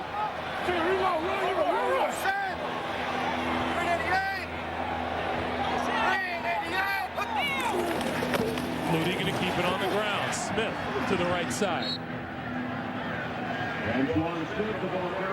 And Rick Lyle there for the stop. Running behind Jerry Ostrowski on the right side of that line. That's right. He was quite the interesting person to talk to yesterday. Yeah, I think a good way to explain him would be Mountain Man, wouldn't it? To just a big guy with the biggest set of hands I have ever seen on a human being. And he says, you know, us offensive linemen, we hold. If I had hands like that, I could do some holding too. The pitch for Thurman Thomas. Looks for a way around the outside and gets maybe 3 on the play. Well, let's take a look at Jerry Ostrowski. When we talked about those hands, triple extra large, number 60, 330 pounds. Once he gets those hands on the defender, it should help him. And this time he drives Rick Lyle, just keeps him engaged. Rick Lyle not able to get off the block and make the tackle. Told us lives in the woods 30 minutes outside of Buffalo in a log cabin. Have no reason to doubt the man. From 4 to 7 yards. Buffalo 3 of 6 on 3rd down. Flutie throws this side, complete.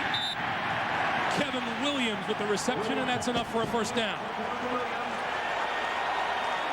Well, the Buffalo Bills are attacking the strength of the Jets defense on 3rd down, and that is Ray Mickens, who always has to cover the inside receiver if there's 2 receivers to one side. And that time it's Kevin Williams. Ray Mickens has had a great year playing the slot receiver. Usually quarterbacks and offenses design most of their plays on 3rd down to go to that inside receiver, and that time it was Kevin Williams. That's just a perfect throw by Flutie. 1st down from the 45. Left side, Antoine Smith falling forward to the 42. And you know, Greg, anytime an offense wants to come out and they decide they want to run a football and be physical and do what the Buffalo Bills are doing right now, then it puts a lot of pressure on your quarterback and receivers to make those 3rd down plays to keep drives going. And Joe Penry, the offensive coordinator, you know, he knows those things, but he's got a quarterback who throws it well on 3rd down and gives him that added dimension of running around and making a play when it's not there. Flutie with a 2nd and 7. Smith running room on the right side, falling forward for a 1st down.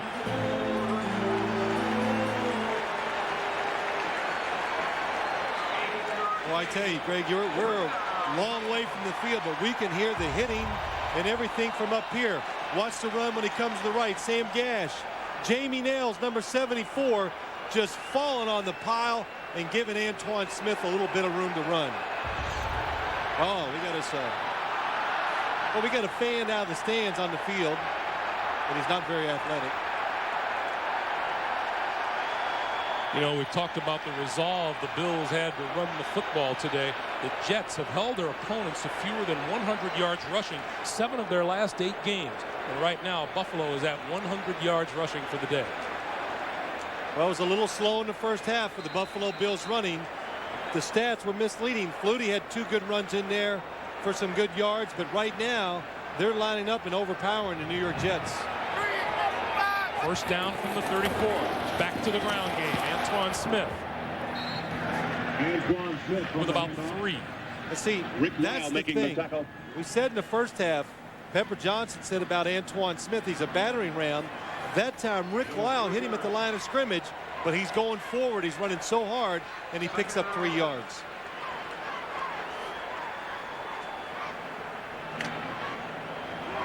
.65 on the day. 9th play of this drive. You see how far the Bills have to go for a 1st down.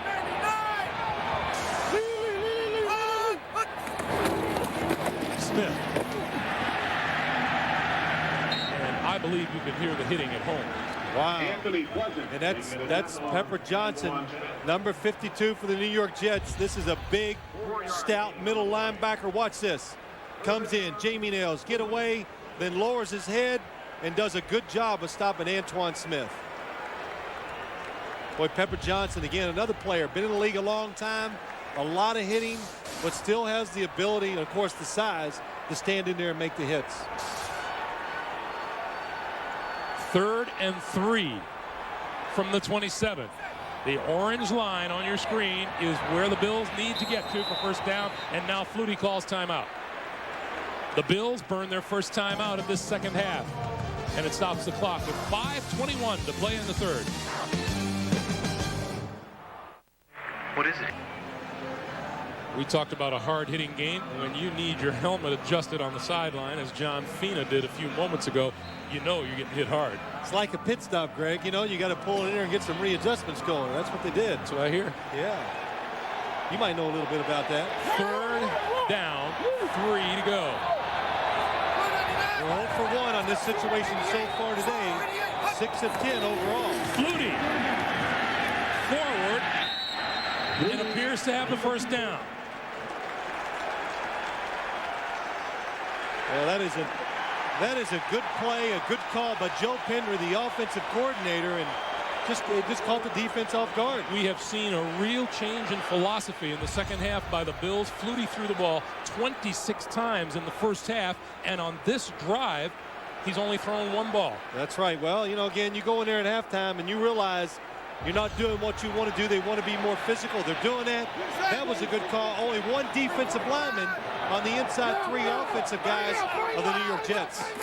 From the 23, back to the ground game, and Antoine Smith barely gets back to the line of scrimmage. Brian Cox with the tackle. Now, you know, when you continually run the football, and if you run it well, what will happen, your safeties on defense, they lose their discipline. You know, they're like, well, we got to get up there and help the run. And if you time it right as an offensive coordinator or an offense, you catch them coming up and you throw the ball behind them. And usually, almost always, you want to do that on first down. Marcus Coleman into the game for the Jets in the secondary. Second and 10, play action. Flutie pulls up, takes the hit, and goes down. Chad Cascadden out there to make the stop on Flutie. Well, Chad Cascadden, man, that's a tough word to say. Talk to him, you always mispronounce that name, but what he does as the Jets for the linebackers, he does a little bit of everything. He spies the quarterback, he rushes the passer, and you can see why they have him as a spy, because he can run, and once he gets Doug Flutie in his sights, he can make the tackle. So Flutie now looking at 3rd and 13 from the 26.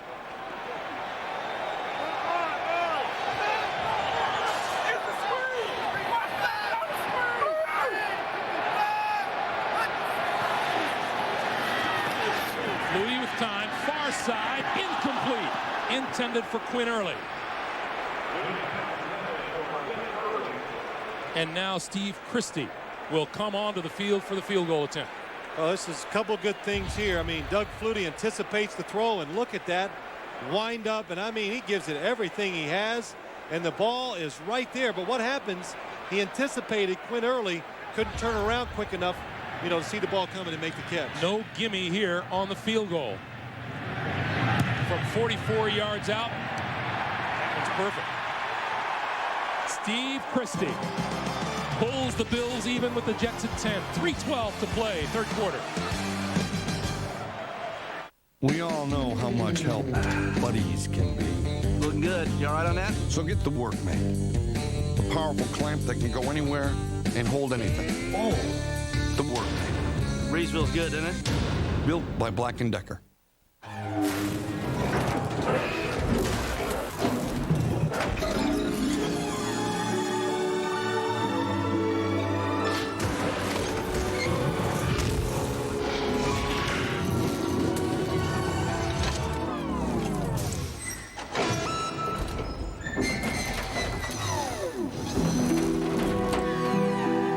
The Accord Coupe from Honda. How will it affect you? Okay, let me do it again. Is that E, L, looks like a cow. Okay, just letters. E, L, looks like a small cow. No, there are no cows. Okay, let me do it again. Okay. Is it a mammal? No. Not going anywhere for a while? Something with fur? No. Grab a Snickers, because nothing handles your hunger better. It's one of those turny things that you keep in the drawer with a handle. Can opener? Yeah. No. Hungry? Why wait? This Christmas, help your kids do better in school so they'll do better in life. Give them a compact Presario Creative Learning Series PC, only at Radio Shack. Now with a $100 Radio Shack gift certificate and no interest until the year 2000. Becker versus a broken streetlight. Will his neighbors help fight City Hall? Stay away from us. Leave us alone. Die. Becker. Okay, that's one undecided. All new CBS Monday. The NFL on CBS is sponsored by the Black & Decker Cordless Wizard and by Honda Accord. It's more than a car, it's a state of mind. Welcome back to Buffalo. Christie's field goal caps a 45-yard drive, and look at the way Christie has it set on the tee. Kick it into the wind. Last time he couldn't even get it down the field. It landed on about the 27 or 8 last time, so well, this is a little different technique than I've seen before.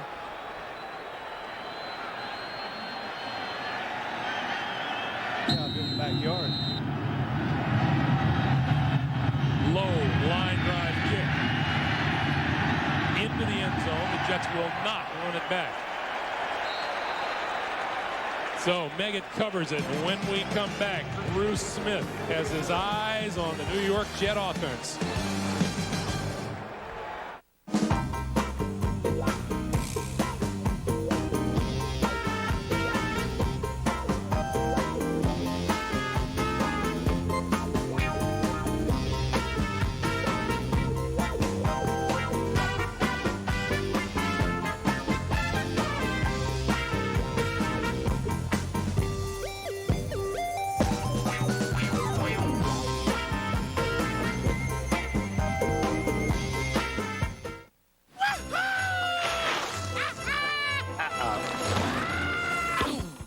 Now we'll never get presents to all the boys and girls around the world. No toys? Sorry. Folks need a hand. Nice hat. Let's get it on the truck. You're gonna love it. You saved Christmas. Glad I could help. Hey, can I drive? Season's greetings from UPS. Guys, you've always made me look great, but I gotta let you go. What? I've got NFL Quarterback Club 99. A video game's gonna protect your blind side? Yeah, and also pick up the blitz. With all new gameplay and passing controls, it's a 3-step drop, and I'm moving the chains. Sorry, guys. NFL Quarterback Club 99 can get me to the Super Bowl, and I don't have to buy it dinner. The #1 football game on N64 just got a whole lot better. NFL Quarterback Club 99. Acclaimed sports. Sweat the details. The paper that tells the future gets shredded, and one man must piece together the clues to stop another school shooting. I don't have time for joking around here. Someone's gonna be shot. Early edition, CBS Tonight. I want to remind you, coming up next here on CBS Sports, the Fighting Illini will try to ambush Roy Williams and the perennial power of the Kansas Jayhawks. College basketball action comes up next here on CBS. 3:04 to play, third quarter. We're tied at 10. The Jets with the ball first down at their own 20-yard line. Testaverde to throw. This side, Keyshawn Johnson, 25, forward to about the 29-yard line, a pickup of about 9. It'll be 2nd and 1. And the Jets are looking to establish some kind of continuity and momentum that they haven't had since very early in the game. Well, they haven't, Greg, and one way you do it, quick throwing the football. Keyshawn Johnson on a short route, and hey, I like the way he talked last night. I mean, Bill Parcells said all those good things. He was talking about coming out here today, and he says, I'm going to intimidate their corners. They're all inexperienced, and they can't handle me. So they've held him in check pretty well today so far. Testaverde to throw again. With time, down the field, has a man open, and it's complete. Dedrick Ward is going to go for the touchdown. 71 yards. He beat Donovan Greer.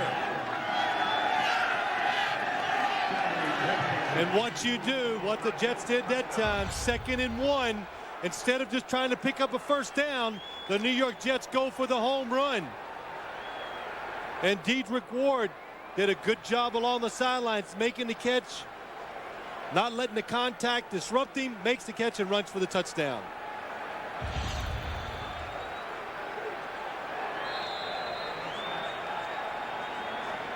John Hall will try the point after. And it's good. So the Bills with the tying field goal, the Jets come right back, 2 plays and go 80 yards.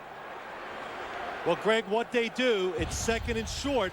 Watch Dedrick Ward up top. He's just going to give a little move, and that move is enough. Just watch Donovan Greer. The move, oh, he goes to go outside. It's too late. Dedrick Ward, maybe the fastest guy in the New York Jets. All he needs is one step. He got it. Vinny Testaverde makes a nice throw. Dedrick Ward with the longest reception of his career. And you and I were just talking about how the Jets have to find some way to recapture the field because the Bills, it appeared, had that offense figured out so far today. Yeah, they have. It looks like the Jets have been struggling all day on both sides of the ball, and Phil Hansen is down on the field. Phil Hansen would be a major loss for the Buffalo Bills if he wasn't able to continue. Well, he's a guy that the New York Jets were really concerned about today, and Bill Parcells last night talking to him couldn't say enough good things about this guy. And you know, earlier, Greg, I talked about Andre Reed, Thurman Thomas, and Bruce Smith. you can't leave him out either. Phil Hansen. I mean, he's been when you got Bruce Smith on one side, you need somebody else that can really control the other, and he has done a good job in his career. Coach Parcells said, you know, when I was with the Giants, we really wanted this guy. Really wanted him. Well, it is true. I remember the day of the draft, back when he was drafted, in the locker room, we're down there working out, and he comes down the locker room and says, boy, if we get this guy from North Dakota, he's really good. Nobody knows about him. Sorry, Bill. The Bills knew about him. They took him in the second round. He didn't start out by saying, listen, Sims. He just said it. Well, something like that. Yeah. We want to remind you, coming up tonight on CBS, can Gary prevent tragedy from happening in a high school? Tonight on Early Edition. Then Sammo Hung and Arsenio Hall go undercover as convicts on an all-new martial law. That's followed by Chuck Norris in a special holiday episode of Walker, Texas Ranger. That's coming up tonight here on CBS. And unfortunately, we see that they've pulled out the cart for Phil Hansen. You know, Greg, going back to that touchdown by Dedrick Ward, sometimes that was a good illustration for everybody at home. When you watch football, you really don't have to, like, fake the guy completely out. If you just make them think for a second, freeze for just that one little step, that's enough to let these guys get by them and make big plays because of the accuracy of the quarterbacks throwing the football. You can see Phil Hansen favoring his right leg. In his 8th season out of North Dakota State, and a second-round draft pick back in 1991. Well, that's a tough break for the Buffalo Bills. I mean, anytime, any team, when you lose one of your prominent players, it's got to affect something. What that does, that makes another player for the Bills have to play more snaps. It changes substitution patterns, and anytime you lose a good player, it has an effect on the rest of the team.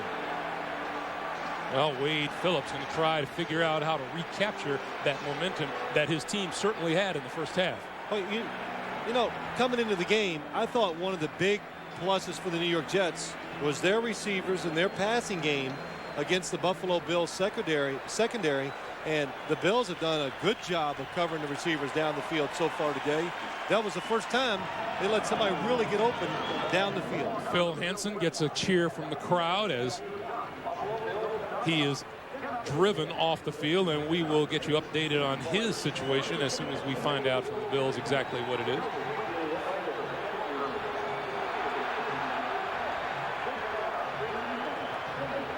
And a little delay in the action as we had somebody run out on the field again. And, you know, why would you want to do that? I mean, one, you're going to go to jail. And two, you're just going to get splattered by the security guards. Do you remember way back when Mike Curtis of the Baltimore Colts just leveled. And, you know, as soon as that guy was hit, you know he regretted doing it. That was not a good decision. This was a mistake. Kevin Williams deep for the Bills. And Williams from the 7. 15. Back to the 15. Back inside the 15. And a penalty marker is down. Kevin Williams on the return. This is going to be holding against the Bills. And so the Bills are going to start in a pretty deep hole.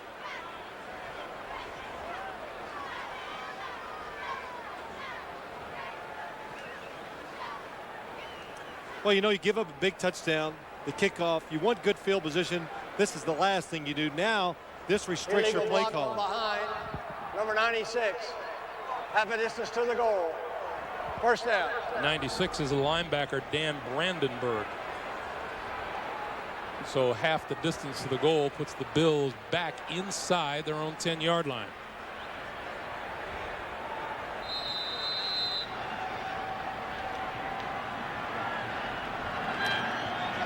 .201 to play, third quarter.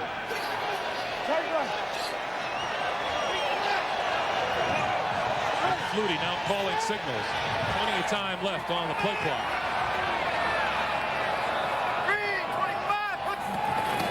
And he's going to throw. Far side, tipped, incomplete. Flutie well over 200 yards throwing today, having himself a pretty good day. Let's go down to Armin Catane. Armin. It's a pretty good day, Greg. Actually, a pretty good season. In fact, Doug has had such a spectacular season. Today, he will make as much money in bonus as he has for entire base salary. That's $250,000. In fact, for the entire year, he'll make nearly $2 million in incentives and bonuses. That actually be rolled in next year for salary cap purposes. We asked him to confirm that yesterday, and he looked at the number and said, wow, that's a lot of money. I didn't know it was that much. Back to you. You know what? He was right. It wasn't a lot of money. Straight ahead, Antoine Smith out over the 10 for a pickup of about 3 on the play. But it's not enough.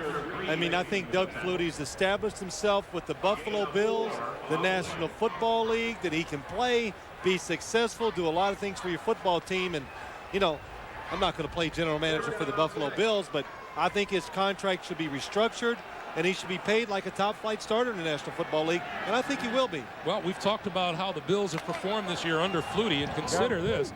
He's never lost a regular season home game as a starter, either in the NFL or the USFL. 3rd and 6. Flutie throws far side, complete. Kevin Williams, and now ruled out of bounds. When Flutie let the ball go, I thought sure he had overthrown his receiver. I didn't think it had a chance, but what a catch by Kevin Williams, going out of bounds, getting both hands up there and bringing the football in cleanly. Didn't juggle it or anything, but one of the officials on the sideline, watch it. He says he does not get 2 feet down. 1, 2, and it just looks like it barely touches the white. But watch from behind. You can see the push from behind by Ray Mickens. Take another look. Flutie lets it go. What a catch right here. You see the push. The right foot does come down on the white. Good call by the officials. 4th down, and Meggett deep for the Jets. Moore straight up.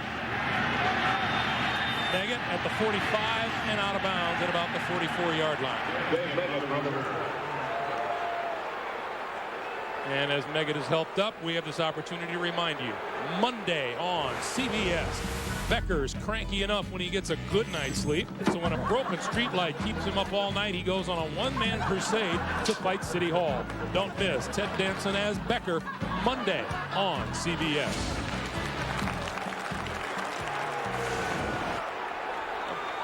Vinny Testaverde. A 71-yarder will do wonders for your average throwing the football. Well, it does wonder for your team. I mean, just that one play. Look what it's done to this football game, how it's changed the dynamics of it, the emotions on both sides. We're in the final minute of the 3rd quarter. Far side, Corbett going for the first down marker, and he's got it.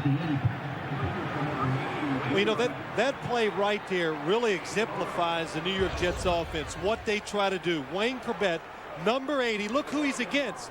Gabe Northern, number 99, a linebacker. The New York Jets come out with all these formations, all these different looks, and the main reason they do it is to get their wide receivers matched up against people who can't cover them down the field. Number 75, Marcellus Wiley, is in to replace the injured Phil Hansen. You see Corbett's numbers on the day. 1st down from the Buffalo 33. Martin, nothing there. Big Ted Washington. Well, it's an interesting situation here. 17 seconds to the Jets. Try to run some plays. Now they're going to let the quarter run out. Even though the wind's behind them, they did elect just to let the time run off the clock. Football's a strange game sometimes. You had just said how the Buffalo Bills have outplayed the Jets so far today. They hit 2 big plays, and the Jets are leading it by a score of 17-10. As we finish 3 quarters of play, we'll come back to Buffalo after this message and a word from your local station. You're watching the NFL on CBS.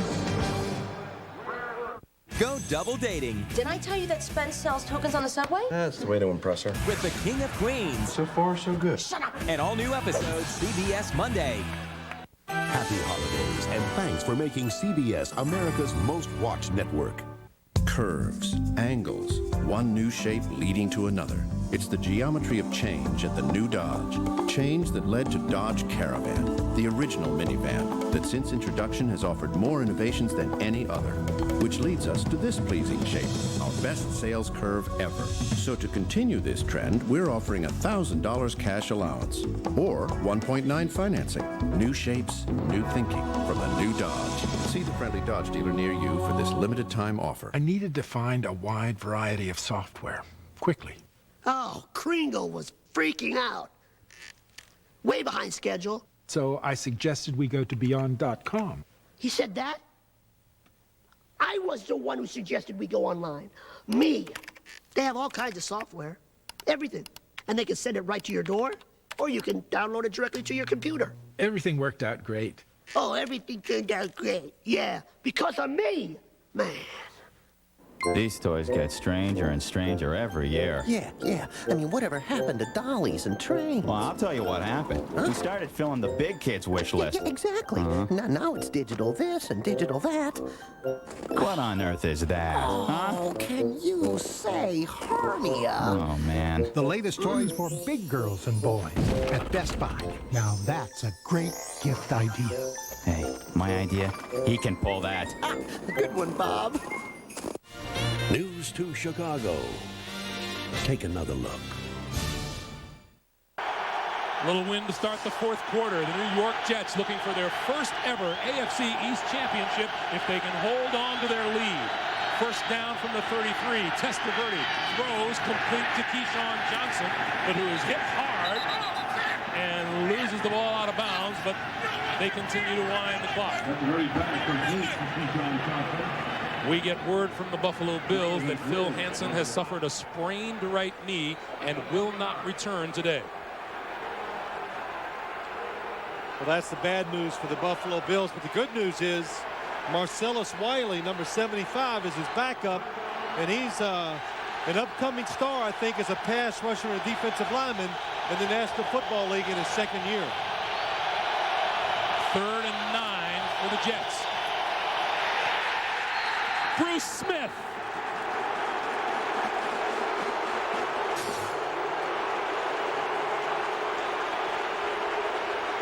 ...164 career sacks, second only to Reggie White in NFL history. Well, it might not count because it could be a penalty against the Buffalo Bills. Holding, number 20 in the defense, 5 yards. Automatic first down. That is a huge play for both sides. Well, you know a couple things. Bruce Smith, what a start on that last play. When that ball was snapped, he was around Jumbo Elliott before he could get out of his stance. I mean, I'm sure Jumbo Elliott, because of the crowd noise, couldn't even hear the signals by Vinny Testaverde, but the sack doesn't count. Watch Henry Jones, number 20, against Wayne Corbett. Keeps those hands, and anytime you put your hands on a receiver and you keep his arms from going back and forth when he's running, they're going to throw the flag. First down from the 27. Curtis Martin straight ahead to about the 25. You know, I got to say, Greg, on that passing attempt, it's 3rd and 10 in this stadium, this time of the game. If it's not a blitz by the defense, you have to have 2 people blocking Bruce Smith, because Jumbo Elliott, it's just not fair. He can't hear. He's going to be behind, and, you know, he's at the mercy of Bruce Smith then. 2nd and 8. And here comes the Buffalo crowd.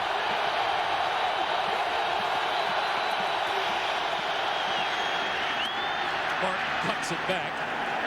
And we have another marker down. And this one will go against the Jets. And Bill Parcells wants to know, who is it? Holding, number 19 of the offense, 10 yards. Repeat, second down. That's Keyshawn Johnson. Well, what was Keyshawn telling us last night? He goes, man, I got to go down in there and crack back on Bruce Smith and Phil Hansen. And, you know, of course, sometimes you got to go down the field and block against these little defensive backs too. But you got to be careful, even as a wide receiver. So many teams using them now to block to help the running game, you got to keep your hands inside when you're blocking. Jets have played a good technical game. Only their second penalty. They have committed no turnovers.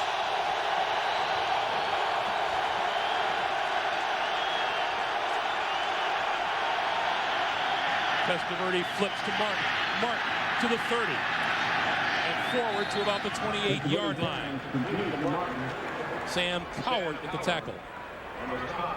You know, the New York Jets, as you look at it, they're on the 29-yard line or 28 going in. And I just wonder what their cutoff line for the field goal attempt is. They are definitely going into the wind. I finally figured it out, Greg. They are going into the wind right now. And it's a tough. The one good thing for the Jets, John Hall, one of the stronger legs in the National Football League, kicking it. 3rd and 11. 5 wide receivers for the Jets. 1 for 4 in these situations. And Dave Meggett at the bottom of the screen. He's going to throw for Meggett down the sideline, and it's too far out of bounds. He had linebacker Marlo Perry on it. And now, do we see John Hall? Yes, we do. Well, that was a good situation for the New York Jets. Dave Meggett had a good step on Marlo Perry, but Vinny Testaverde, you know what happens?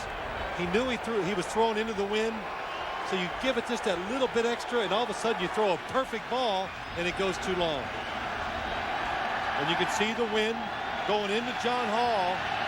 It looks like it would make the ball go this way if he kicked it straight ahead. This is a 46-yard attempt.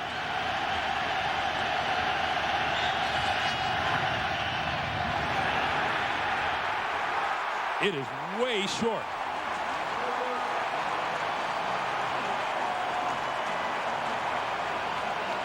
Jets with a chance to build a 10-point lead. The field goal attempt falls short. Wade Phillips says, our turn on offense again.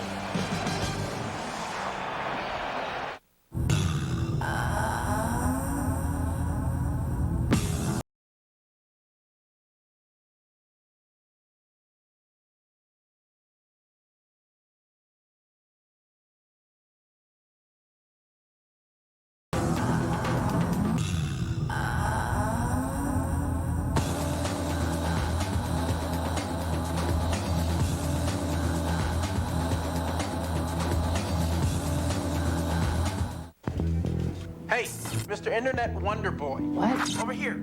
Here. Over here. You think you got it all, don't you? Well, but there's this tiny little voice inside saying there's got to be something new, something that makes you want to stand up and say, yeah, baby, this is what I need. Yeah. Here it is. New Pepsi One. Massive cola taste, only 1 calorie. It's got it all. And you know what it's saying to you, don't you? No. Put down your mouse and curl up with me, baby, because I'm all you ever need. I want that. You want that. I want that. You want that. Now you got it all, baby. All the taste, 1 calorie. Only one has it all.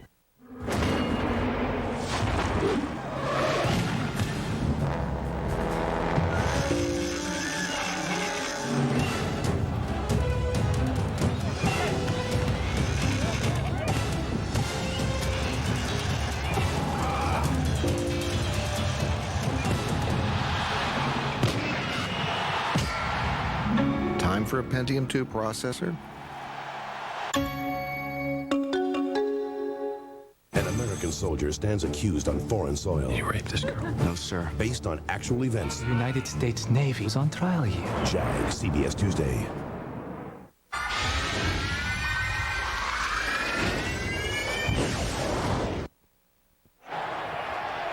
Back in Buffalo, Flutie and the Bills back to work on offense. First down from their own 37-yard line. They trail 17-10.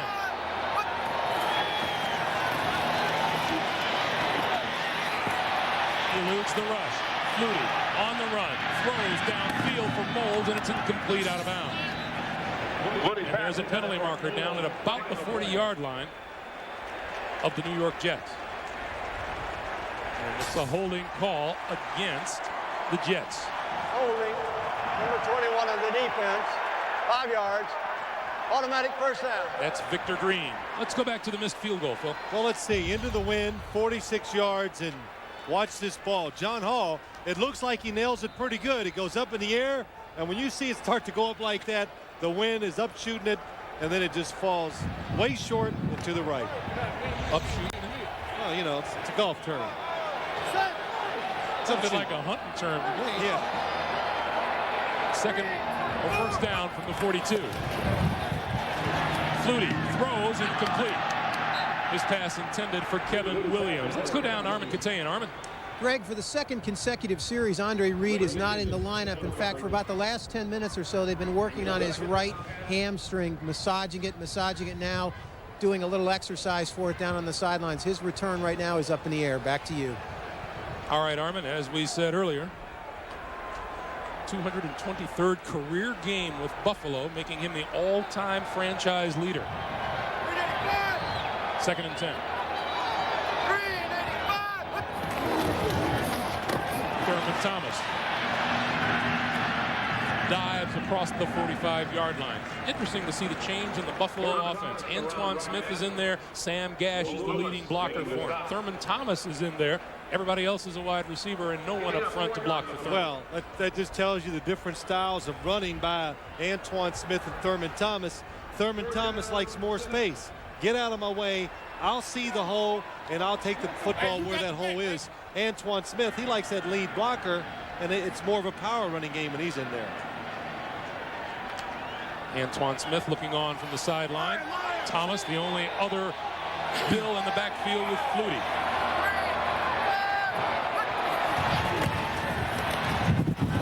To the far side, incomplete. Pass intended for Kevin Williams. And Ray Mickens, who is filling in for the injured Aaron Glenn and performing very well. Well, this is the spot he always plays on third down. We talked about it earlier, and they ran this exact pattern against Ray Mickens, and they completed it this time. Hey, he's kind of waiting for it. When Kevin Williams breaks out, he beats him to the ball and makes the ball incomplete. Dave Meggett deep for the Chris Moore punt.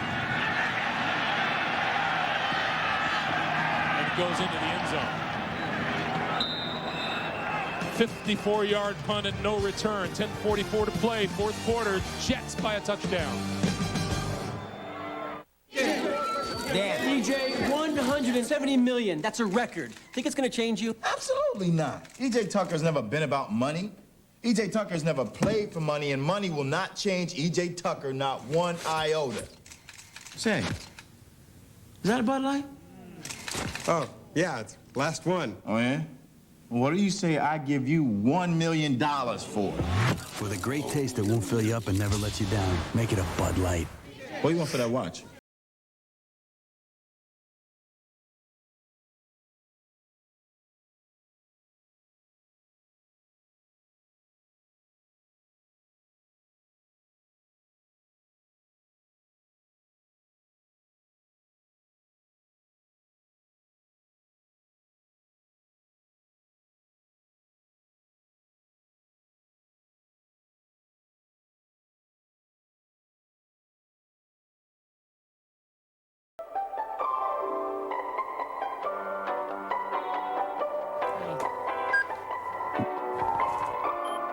Ooh, that was fast.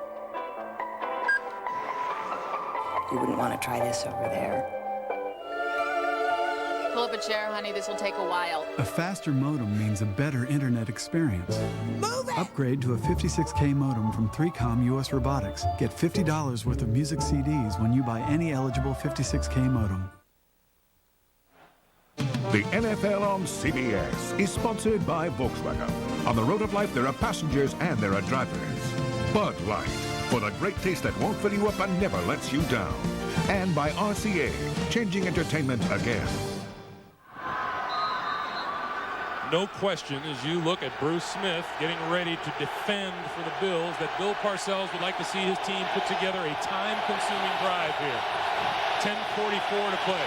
Testaverde to throw. Over the middle. Has a man in the middle, and that's Keyshawn Johnson. Boy, Keyshawn Johnson, I mean, I don't know what you feel about him as a person. You know, he made some outrageous statements his rookie year, but he has turned into a terrific all-pro wide receiver, finds the hole in the defense, gets the ball, and I think he said it best, shows the courage, Bill Parcells said, to go over the middle and make the tough catches.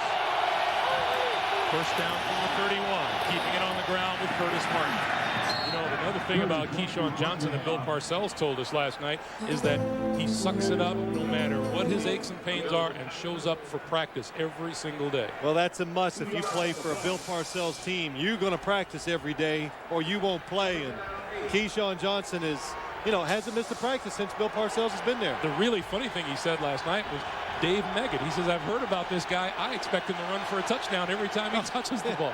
Well, you know, when you're out of the game, you become a much better player. You've become absolutely great. No, I've become average, so I've gone up.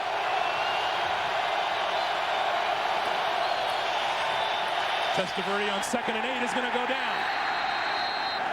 Ted Washington right up the middle.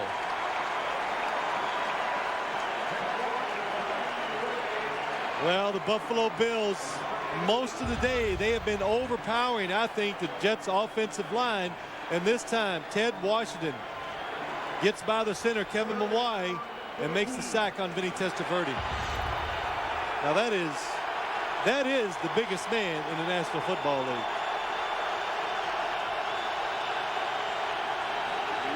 The Jets now look at 3rd and 15, and the Bills fans are on their feet.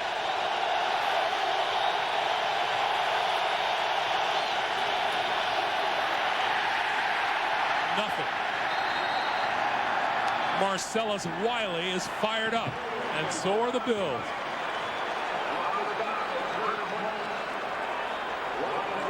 And now another big punt this day for John Kidd. Well, that was a good call by the New York Jets. The situation, the crowd, the pass rush. Take no chances. Make Buffalo beat you. Don't make the mistake. Kidd desperately needs a good punt here. It's not. Kevin Williams, 45. Midfield and out of bounds at about the Jet 49-yard line. 31-yard punt, 7-yard return. Excellent field position for Buffalo.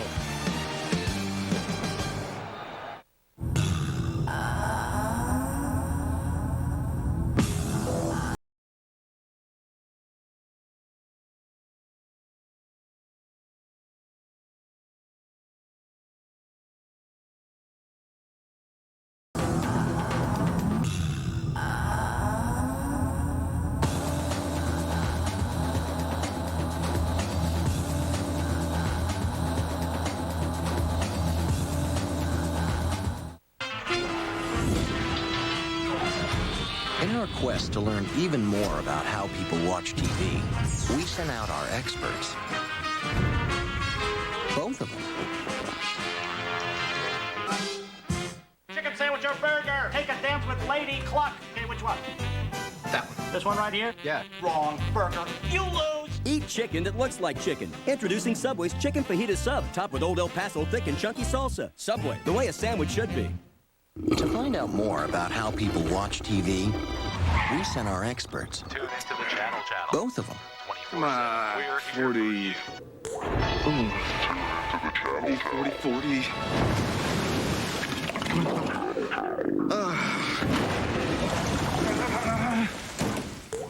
The result? RCA TVs with Guide Plus Gold, the revolutionary on-screen guide that lets you find what's on faster and easier when you just can't wait. CBS tonight. Sammo Hung and Arsenio Hall go undercover as convicts.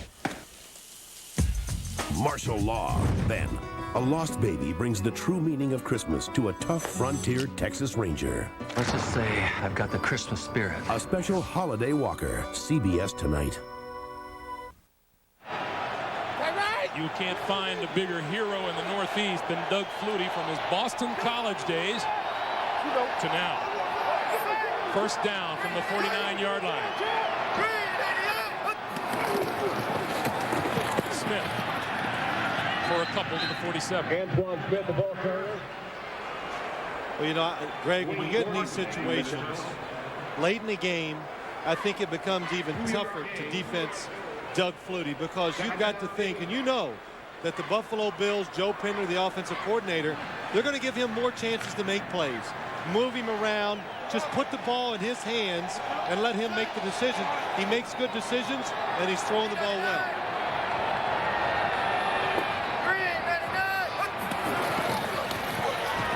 And around. some blocks. First down inside the 40, close to the Jets' 35-yard line. A little play from the first half of the Jets playbook. Boy, it is, and what a good call by the Buffalo Bills. Let's watch the center, number 61, Dusty Ziegler. Here he comes out. Kevin Williams coming around. Well, he gets out there, and that's a good thing. Anytime there's a screen play or reverse by an offensive team, all linemen, there should be a rule. You've got to hit the ground. Make defenders jump over you, jump out of the way. That only helps the runner. From the 36, Antoine Smith off of a Sam Gash block. That time he hit Mo Lewis. Boy, the Buffalo Bills showing a lot of patience. I mean, not panicking. 8 minutes to go when they got the ball. Take a look at Sam Gash just stopping Mo Lewis and Antoine Smith. We've seen quite a few Buffalo games this year. This is as hard as I've ever seen him run the football, just going forward and always getting an extra yard or two on each run. Antoine, 20 carries, 82 yards, and a bit of a limp as he came off the field. Gash and Linton are in the backfield. This is Jonathan Linton for a yard across the 35. Jonathan Linton, the ball carrier. This will be a very interesting third and about 3. Well, Bill Belichick trying to decide, well, what do you do? I think the Buffalo Bills, it's a good situation for them. Again, you can run or throw. I think they're in this play in the back of their mind. They can do certain things, thinking and knowing they can go for it on 4th down too. Gash and Linton again in the backfield behind Flutie. You see how far they have to go for the first down. Linton is there. Look at him move the pile. Mo Lewis finally with the stop, but Jonathan Linton, the rookie out of North Carolina, gets the Buffalo first down. Not a surprising call. Spread the defense. You're running the ball. Watch the line of scrimmage. The Buffalo Bills, look at the number of Bills, the blue jerseys, down past the line of scrimmage, down the field. That's always a good sign when you're trying to run the football. First down, Buffalo now at the 24. Bills looking for a tying touchdown. Clock continues to run. We're under 5 minutes to play for regulation. Linton. Pulled down from behind by Mo Lewis after a pickup of about 2. Pro Bowl linebacker Mo Lewis showing you why. Well, Mo Lewis has really played hard today. He's been going up against Sam Gash most of the day, so that's not an easy job or an easy task, but coming from behind and having the speed at linebacker to run plays when they go away from him, to run them down from behind. Antoine Smith now back into the backfield.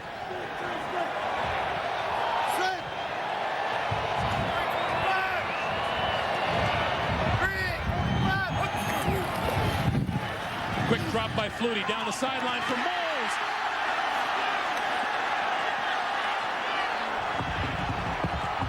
I thought he caught it. I'm sitting here getting ready to say, well, come on, Greg, say it. It's a touchdown. And, you know, again, tight coverage on the outside. Look at this throw. The ball gets in there, and Otis Smith with his right hand just flicks it out of there before Eric Moles can bring it in for the completion. Watch it. His hand is in, and he flicks it out. Terrific play by Otis Smith. So now the Bills look at 3rd and 7 from the 21.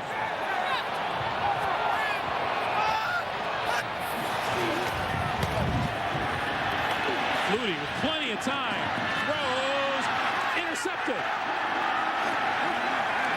The Jets, Victor Green, picked off the deflected ball.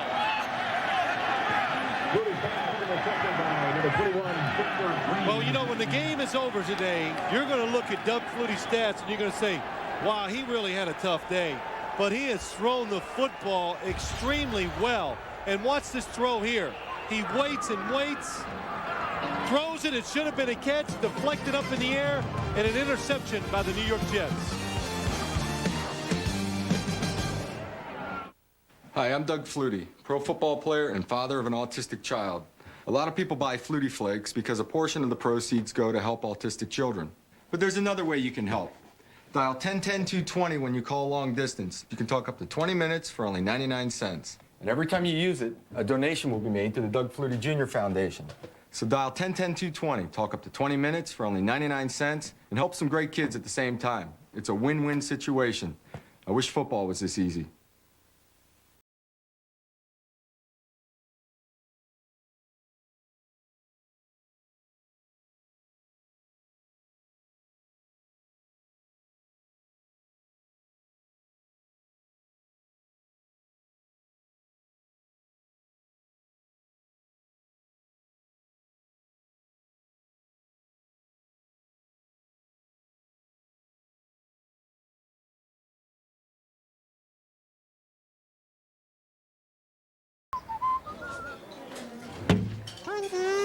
What? Turn the pizza around! It's stuffed crust, you eat it backwards! Hey. Carry on! In case you forgot, you're supposed to eat stuffed crust backwards. With a ring of cheese baked right into the crust, it's the most fun you can have with the pizza. Right now, a large one topping is only $9.99. Pizza Hut, the best pizzas under one roof. Would you like to work here? I'm not housebroken. The righteous indignation he brought to Moses and Ben-Hur, Charlton Heston now brings to a new role, president of the NRA, Sunday on 60 Minutes.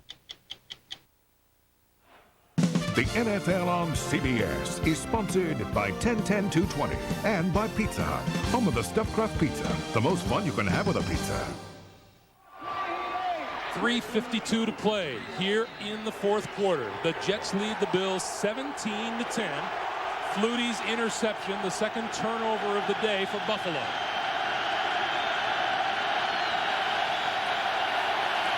From the 22, Martin tries the right side.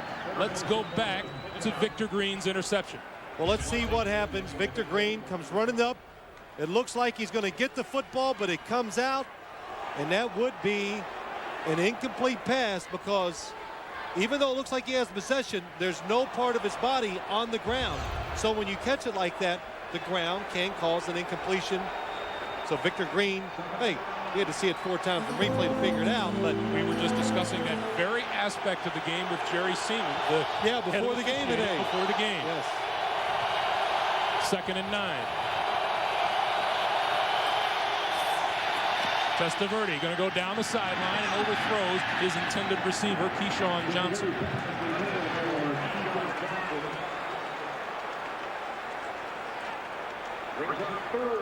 Well, the Jets, you get in a tough situation. Looked like Vinny Testaverde might have hit his arm on something as he threw the ball because he's rubbing it. But you get in a tough situation like that. Instead of trying to pick up the first down or a few yards and say, what the heck, it's easier just to take the chance and throw it down the field for a big play. Another big play on defense for the Bills here. 3rd and 9 from 8 or more yards. On 3rd down, the Jets 1 of 5. Dave Meggett into the game. Testaverde going to throw, and it's out of bounds and incomplete. Wayne Corbett on the far side of the field. And the Bills will get the football back. Just under 3 minutes to play, and they have 2 timeouts. Well, the good news is the Jets, they got the interception. The bad news is they can't run the ball. And they're having a whole lot of trouble punting the ball today, too. Well, and listen, the last time Kevin Williams did a terrific job, he really moved up so that if John Kidd doesn't kick it well, it won't hit the ground and bounce for those extra yards.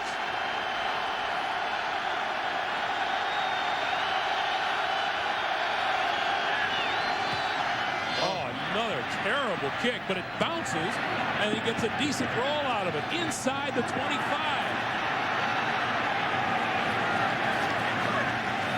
Oh, all the way down to the 20. Of course, time clicking off the clock as we speak. That's a 57-yard punt. Let's remind you, tomorrow on the NFL on CBS, many of you will see Steve Air McNair and Brett Favre go head-to-head as the Oilers meet the Packers. In some areas, it'll be the Chiefs visiting the Giants or the Raiders taking on the Chargers. We ask you to check your local listings for these and other regional games beginning at 12 noon Eastern Time with Jim Nantz and company on the NFL Today. Greg, John Kidd has really struggled punting the ball with and against the wind.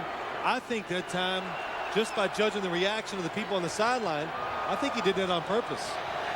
That's just a guess. You don't believe me, I can see, but they seemed awful excited on the sideline. Were congratulating him as he went off the field. Let's see what Doug Flutie can do with under 3 minutes to play. Plenty of time. To his right, throws, has a man across the 35-yard line, completes Eric Mold.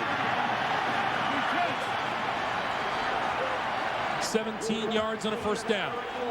Well, the New York Jets trying something a little different. They can't find the answer. Watch. 2 guys rushing the passer. Chad Cascadden and a defensive lineman, or 2 linebackers, drop back, but Doug Flutie still able to buy some extra time, moves around and makes the throw. This should be the last play before the 2-minute warning. Going to give it to Thurman Thomas, and Thomas maybe a yard on the play as he's brought down by Anthony Pleasant. He has been the man with the magic touch here in Buffalo. Does he have a magic trick in him today? We'll be right back. This is a message for Brian Hegarty. You see what's at stake? The New York Jets have clinched a playoff berth. They can win the AFC East if they hold on in this last minute 59. The Bills need a victory to clinch a postseason spot. 2nd and 8 from their own 39. Flutie over the middle. Incomplete. Intended for Kevin Williams. Flutie pass intended for Kevin Williams.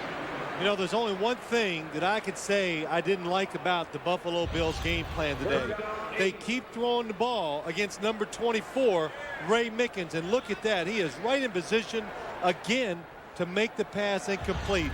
On 3rd downs or anytime it's a passing situation, he is really outstanding covering a receiver anywhere on the football field. 8 or more yards. The Bills 3 out of 5 on 3rd down today. Flutie over the middle, almost intercepted by Otis Smith. It stops the clock with 1:48 to play. You know, you talk about doing different things against the defense, or an offense, I should say. The New York Jets, only 2 pass rushers, 9 guys in coverage. Otis Smith, they have double coverage on the receiver. Eric Moulds, he goes underneath and drops the interception. Flutie, just 2 completions in his last 13 pass attempts. 4th and 8.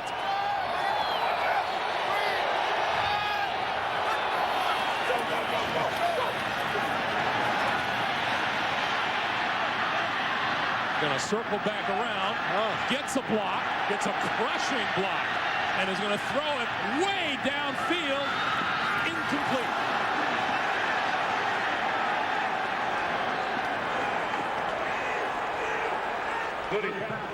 And perhaps the Jets have secured themselves their first AFC East championship. Well, that was one of the best incomplete passes I've seen all year. I mean, that was a terrific job by Doug Flutie, just moving around and buying time. I'll tell you what really hurt him. The receivers were down the field, and they all stopped and just watched him. I don't know whether they were tired or they just didn't recognize the situation, but nobody moved to create an opportunity for where Flutie could throw the football to him. And now Vinny Testaverde and the Jets need to run out the clock. The Bills with 2 timeouts remaining. Curtis Martin, right side for a couple. And they call timeout. Stops the clock with 1:27 to be played in regulation. Now the Bills can still clinch a playoff berth this weekend. If Tennessee loses and Buffalo loses by less than 20 points, which will certainly be the case here. We remind you, coming up next year on CBS Sports, the Fighting Illini try to ambush Roy Williams and the perennial power of the Kansas Jayhawks.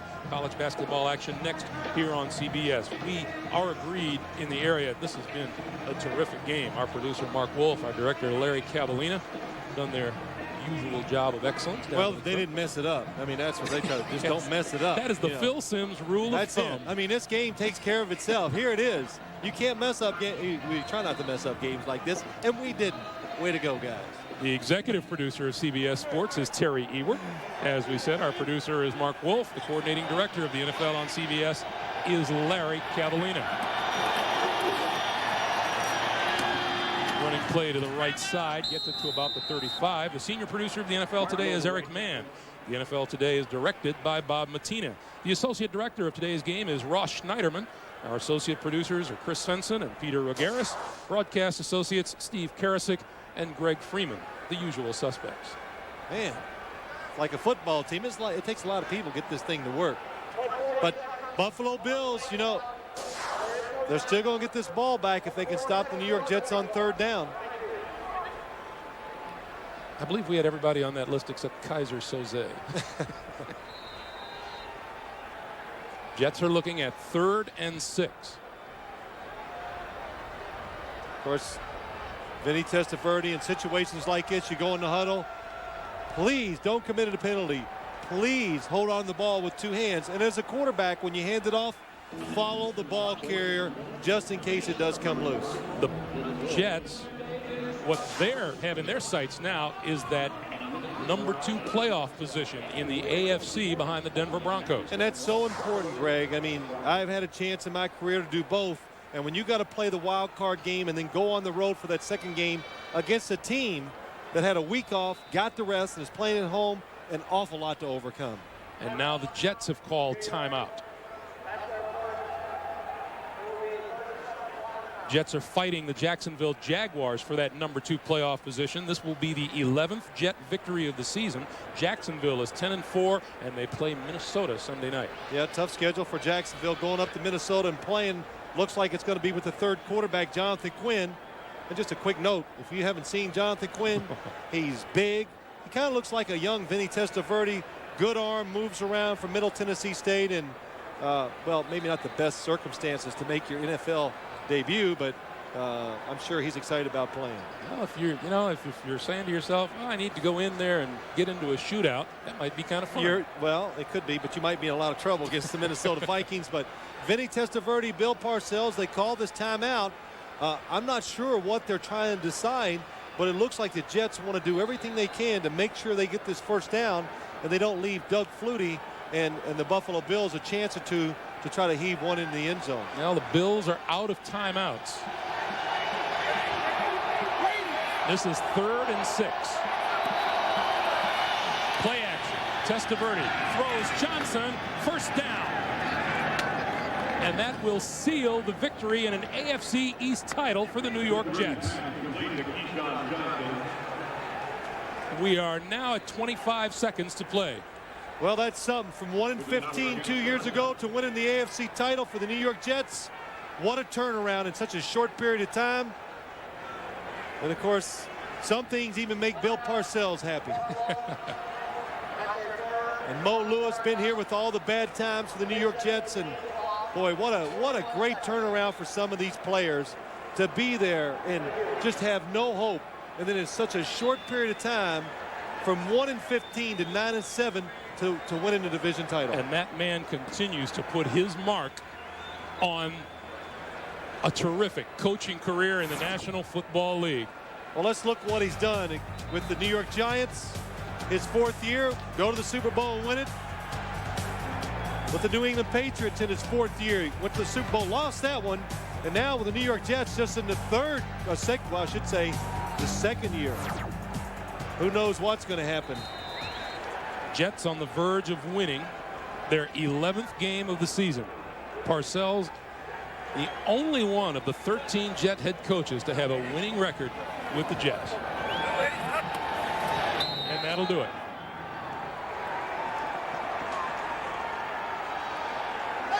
As the clock winds down, the Bills can still win a postseason spot depending on the Tennessee Oilers. The Jets have won the AFC East.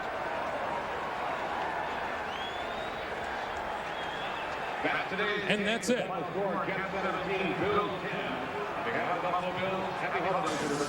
Bill Parcells and the Jets victorious. For Phil Simms and Armin Katayan, I'm Greg Gumbel. That's it from Ralph Wilson Stadium in Buffalo. Once again, our final score, the Jets 17 and the Bills 10. Stay tuned now for the post-game report. Jim Nantz, Marcus Allen, Brent Jones, and Mike Lombardi will have highlights and all the NFL news right after these messages. A great day for the New York Jets. You're watching the NFL on CBS.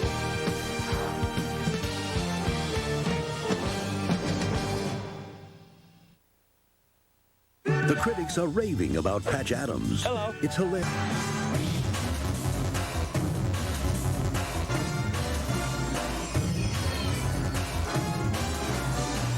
There's an Imperial storage base nearby.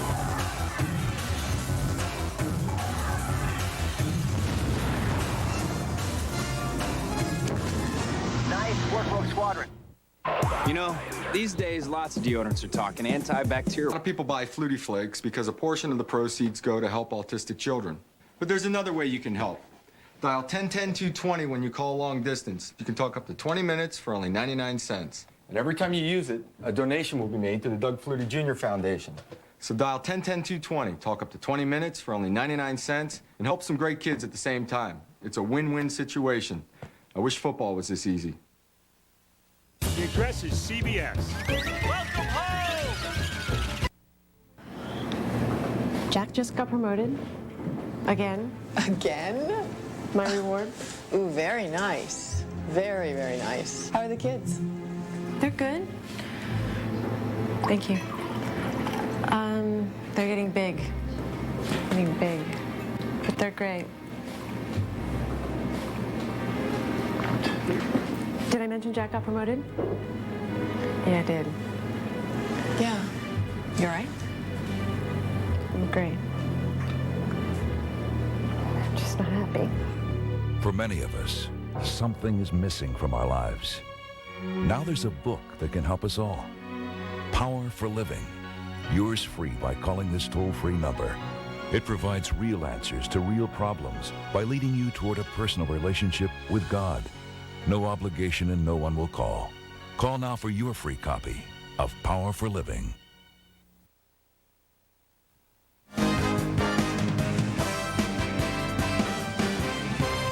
Hi, everybody. Welcome to the NFL Today post-game show. Now, we are expecting a statement from the president from the Rose Garden, and CBS News and Dan Rather will have full coverage coming up for you shortly. Jim Nantz, in the meantime, along with Brent Jones, Marcus Allen, and Michael Lombardi. And the Jets have won their first division title since the 1970 merger. The Jets advancing to 11-4, and now the Bills will try to get in tomorrow. If Green Bay defeats Tennessee, the Bills will get a wild card. After they screwed on the helmets, what happened here, Brent? Well, Wayne Corbett makes a good outside move, comes back underneath, uses his body to shield the defender from the ball. Great touchdown catch. Back came Flutie, however, and the Bills here. Marcus? The reason this play works, Jim, they catch him in a blitz. Perfect play for that situation. It's sort of a Hail Mary pass by Flutie there, and he goes in for the score. 10-10 third quarter, and here's Testaverde. And you were warning us this week about Ward, Marcus. I talked to Coach Cottrell of the Buffalo Bills, and he said that this is the one guy they were afraid of. He's had an outstanding game, caught a 36-yard touchdown pass the first time they played. Testaverde with 2 touchdown passes, both the Jets touchdowns. Testaverde tosses, and Vinny visited with our Armin Katayan. First of all, Vinny, congratulations. The first AFC East title in Jets history, but it wasn't easy. No, it wasn't easy. Our defense came to play today. It was some tough conditions, to throw the ball in today with the wind, but we played well as a team, and we came out on top. One play broke it open, the long touchdown pass to Dedrick Ward. Tell us about that.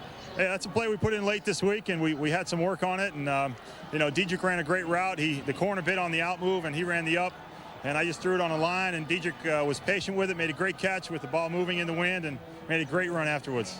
4 weeks in a row for you, no interceptions, but really the big week, Pro Bowl for you. Tell us a little bit of your feelings about that.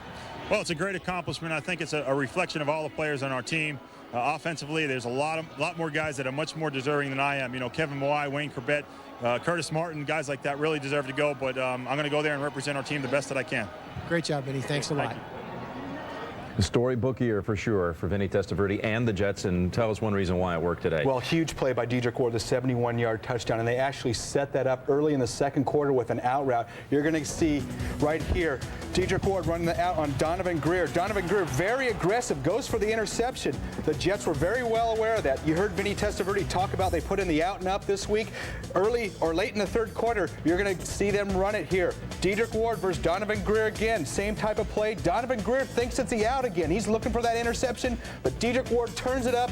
Donovan Greer nowhere to be found. The ball gets hung up in the wind. Ward makes a great adjustment to it. 71-yard touchdown. And winning in this league is all about making adjustments at halftime, guys. And the Jets made the adjustments today. One little adjustment gave them the victory. I must send kudos to you, because at the midway point of the season, when there was a four-way tie, 4 teams at 5-3 in the AFC East, you said it would be the Jets, Jets. And you were right on. Jets, clinched the division title. Right. And put this in perspective, Mike, just 2 years ago, before Parcells, this team was 1-15, and now they're the divisional champions. Yeah, and the team has reflected his personality. He talks about playing smart and playing tough all the time, and that's what the Jets did today. They gave up a lot of yards. Buffalo averaged 29 points in the last 6 games before the game. Today, they gave up 10 points. Before that, they only gave up 12. Gave up a lot of yards, but they played great on defense. You got to take your hat off to Bill Parcells, Bill Belichick, and the entire Jets staff. That is a good point, Mike. The one thing about the Jets, they didn't play very well today, but they made some big plays when they had to. But it shows you they've arrived because they won in Buffalo, which is a tough place to play. And the Buffalo Bills were 6-0 under when Flutie was under center. In fact, the Jets in the 2 games against the Bills allowed just a total of 1 touchdown. And yes, there was controversy here again. That interception in the 4th quarter with the Bills driving on a 3rd down pass play, that would have been overturned with instant replay. Absolutely. And Brent's a UConn fan, too. Don't forget that now. We'll continue. Live report coming up from Kansas, Illinois in just a moment.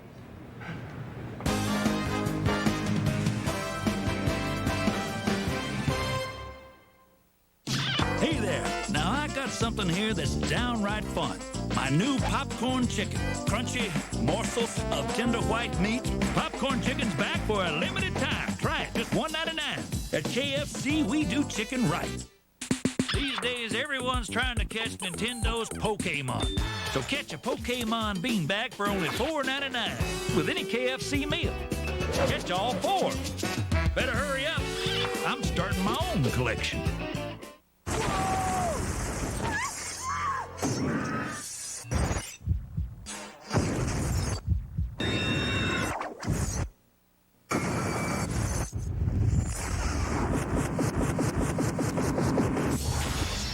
Buy a Toshiba DVD player now for as low as $2.99 at Best Buy, The Good Guys, or The Wiz, and get 5 free DVD movies, plus 13 free DVD rentals from Hollywood Video or West Coast Video.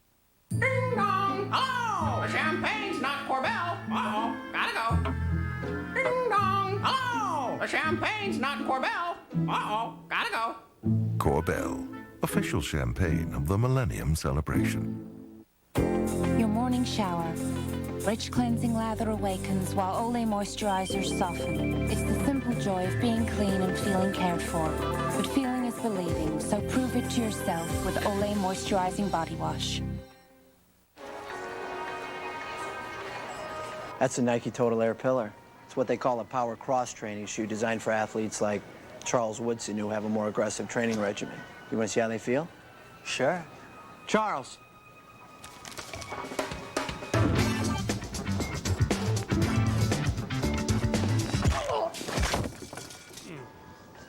How'd that feel? Good. You got that in 10.5? For every action, there's foot action.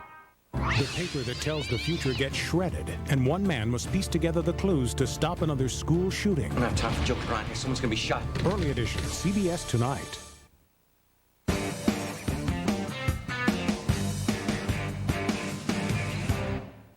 All right, welcome back to the NFL Today postgame show. Now, coming up shortly, NCAA college basketball action. The Fighting Illini meet number 11 Kansas, and our Sean McDonough and Billy Packer are at Kemper Arena to set the stage for you now. Let's go there.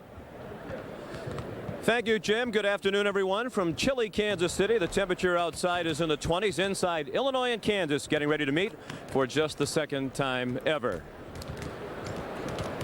We are delighted to have you with us. Certainly this is a reloading year for these two proud programs. Kansas is 7-2, as is Illinois. One of the two Jayhawk losses to Iowa at home a couple of